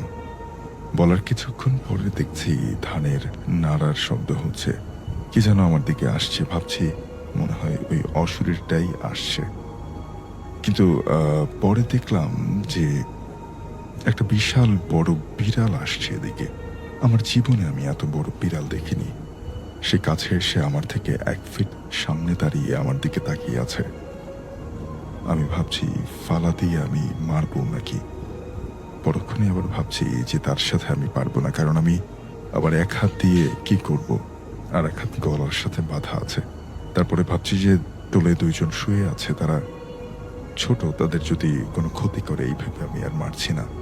অর্থাৎ সেই অশরীরী বা জিনের সাথে গ্রামের মানুষগুলোর যেহেতু খুব ফ্রিকোয়েন্টলি আসলে বিভিন্ন জায়গায় দেখা যায়, তো তারা এই বিষয়ে বা জিনদের সাথে আসলে একটা অন্যরকম কমিউনিকেশনও থাকে, যে তাদেরকে বিভিন্নভাবে প্রতিহত করার চেষ্টা করে। তো আমি আর সেই ভেবে, যেহেতু 2 জন ছোট মানুষ, ছোট বাচ্চা ছেলে সেই ধান ক্ষেত পাহারা দিচ্ছিল, তাদের কোনো ক্ষতি করতে পারে বলে আমি আর ফালাটা ছুঁড়ে মারলাম না। অনেকক্ষণ ধরে আমার সামনে চোখ বড় করে দাঁড়িয়ে আছে বিড়ালটি। মনে হলো আমি যে বলছিলাম আজকে তোর খবর আছে, তার জন্য আমার সামনে এসেছে, আমাকে ক্ষতি না করে যেতে চাইবে না। পরে আমি ভাবলাম যে না, তার সাথে আমি আসলে পেরে উঠবো না। পরে আমি তাকে বললাম যে বাবা, আমি তোর কোনো ক্ষতি করি নাই, আমার জানা মতে যদি অজান্তে কোনো ক্ষতি করে থাকি তাহলে আমার ক্ষমা করে দে। আমাকে ধান পাহারা দিতে আসছি, আমাদের কাজ আমাদেরকে করতে দে, তোর কাজ তুই করে, তোর মনে তুই থাক, আমরা থাকি। এই বলে কিছুক্ষণ আমার সামনে থাকলো। তারপরে সে আপন ইচ্ছা মতো যেতে লাগলো ওই ছোট কুলির দিকে, অর্থাৎ যেই জায়গাটাতে অন্ধকার দেখছিলেন। কিছু দূর যাবার পরে আমি লাইট মারলাম তার দিকে।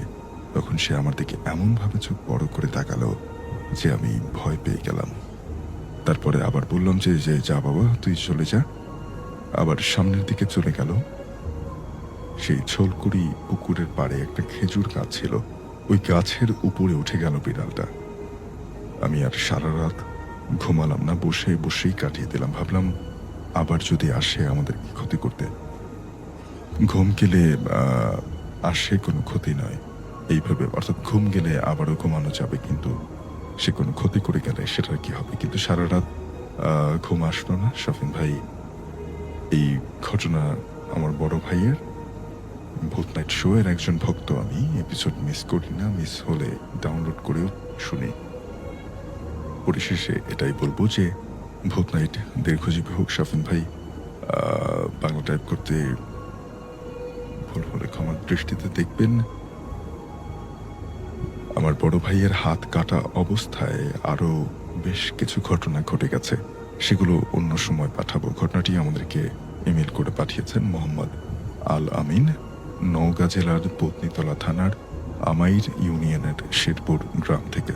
আসসালামু আলাইকুম প্রিয় লিসেনার্স, এতক্ষণ থেকে আপনাদেরকে অনেকগুলো ভয়ানক ভয়ানক ঘটনা শোনানো হয়েছে। এই ঘটনাগুলোর মধ্য থেকে কোন ঘটনাটি আপনার কাছে সব থেকে বেশি ভয়ানক বলে মনে হয়েছে সেটি কিন্তু জানাতে পারেন আমাদের ভিডিও কমেন্ট সেকশনে। আর এরকম ভয়ানক ভয়ানক ঘটনাগুলো যদি আপনি একত্রিত অনেকগুলো পেতে চান তাহলে কিন্তু অবশ্যই আমাদের চ্যানেলটি ভিজিট করবেন। আমাদের চ্যানেলের প্রত্যেকটা এপিসোড অনেক বেশি ইন্টারেস্টিং, আর প্রত্যেকটা ঘটনা বাছাই করা সেরা কিছু ভয়ানক ঘটনা, যে ঘটনাগুলো শুনলে আপনাদের ভালো লাগবে। আপনারা যে ভয়ের সঞ্চয় করতে চাচ্ছেন, মানে ঘটনাগুলো শুনে আপনাদের একটু অনুভূতি হবে, সেটাই কিন্তু করতে পারেন যদি আপনারা আমাদের ভিডিওগুলো দেখেন। তো প্রিয় লিসেনার্স, যারা যারা এখন পর্যন্ত আমাদের ভিডিওটি দেখছেন তাদেরকে রিকোয়েস্ট করবো, যারা যারা আমাদের চ্যানেলটি এখনো সাবস্ক্রাইব করেননি তারা অবশ্যই চ্যানেলটিকে সাবস্ক্রাইব করবেন, পাশে আসে বেলাইকনটি অন করে রাখবেন। আর ইতিমধ্যেই যারা যারা আমার একজন সাবস্ক্রাইবার তাদেরকে অসংখ্য অসংখ্য অসংখ্য ধন্যবাদ। সবাই ভালো থাকবেন, সবার মঙ্গল এবং সুস্বাস্থ্য কামনা করছি, এবং আগামী ভিডিও আগামী এপিসোড দেখার আমন্ত্রণ জানিয়ে শেষ করছি। সবার মঙ্গল এবং সুস্বাস্থ্য কামনা করছি।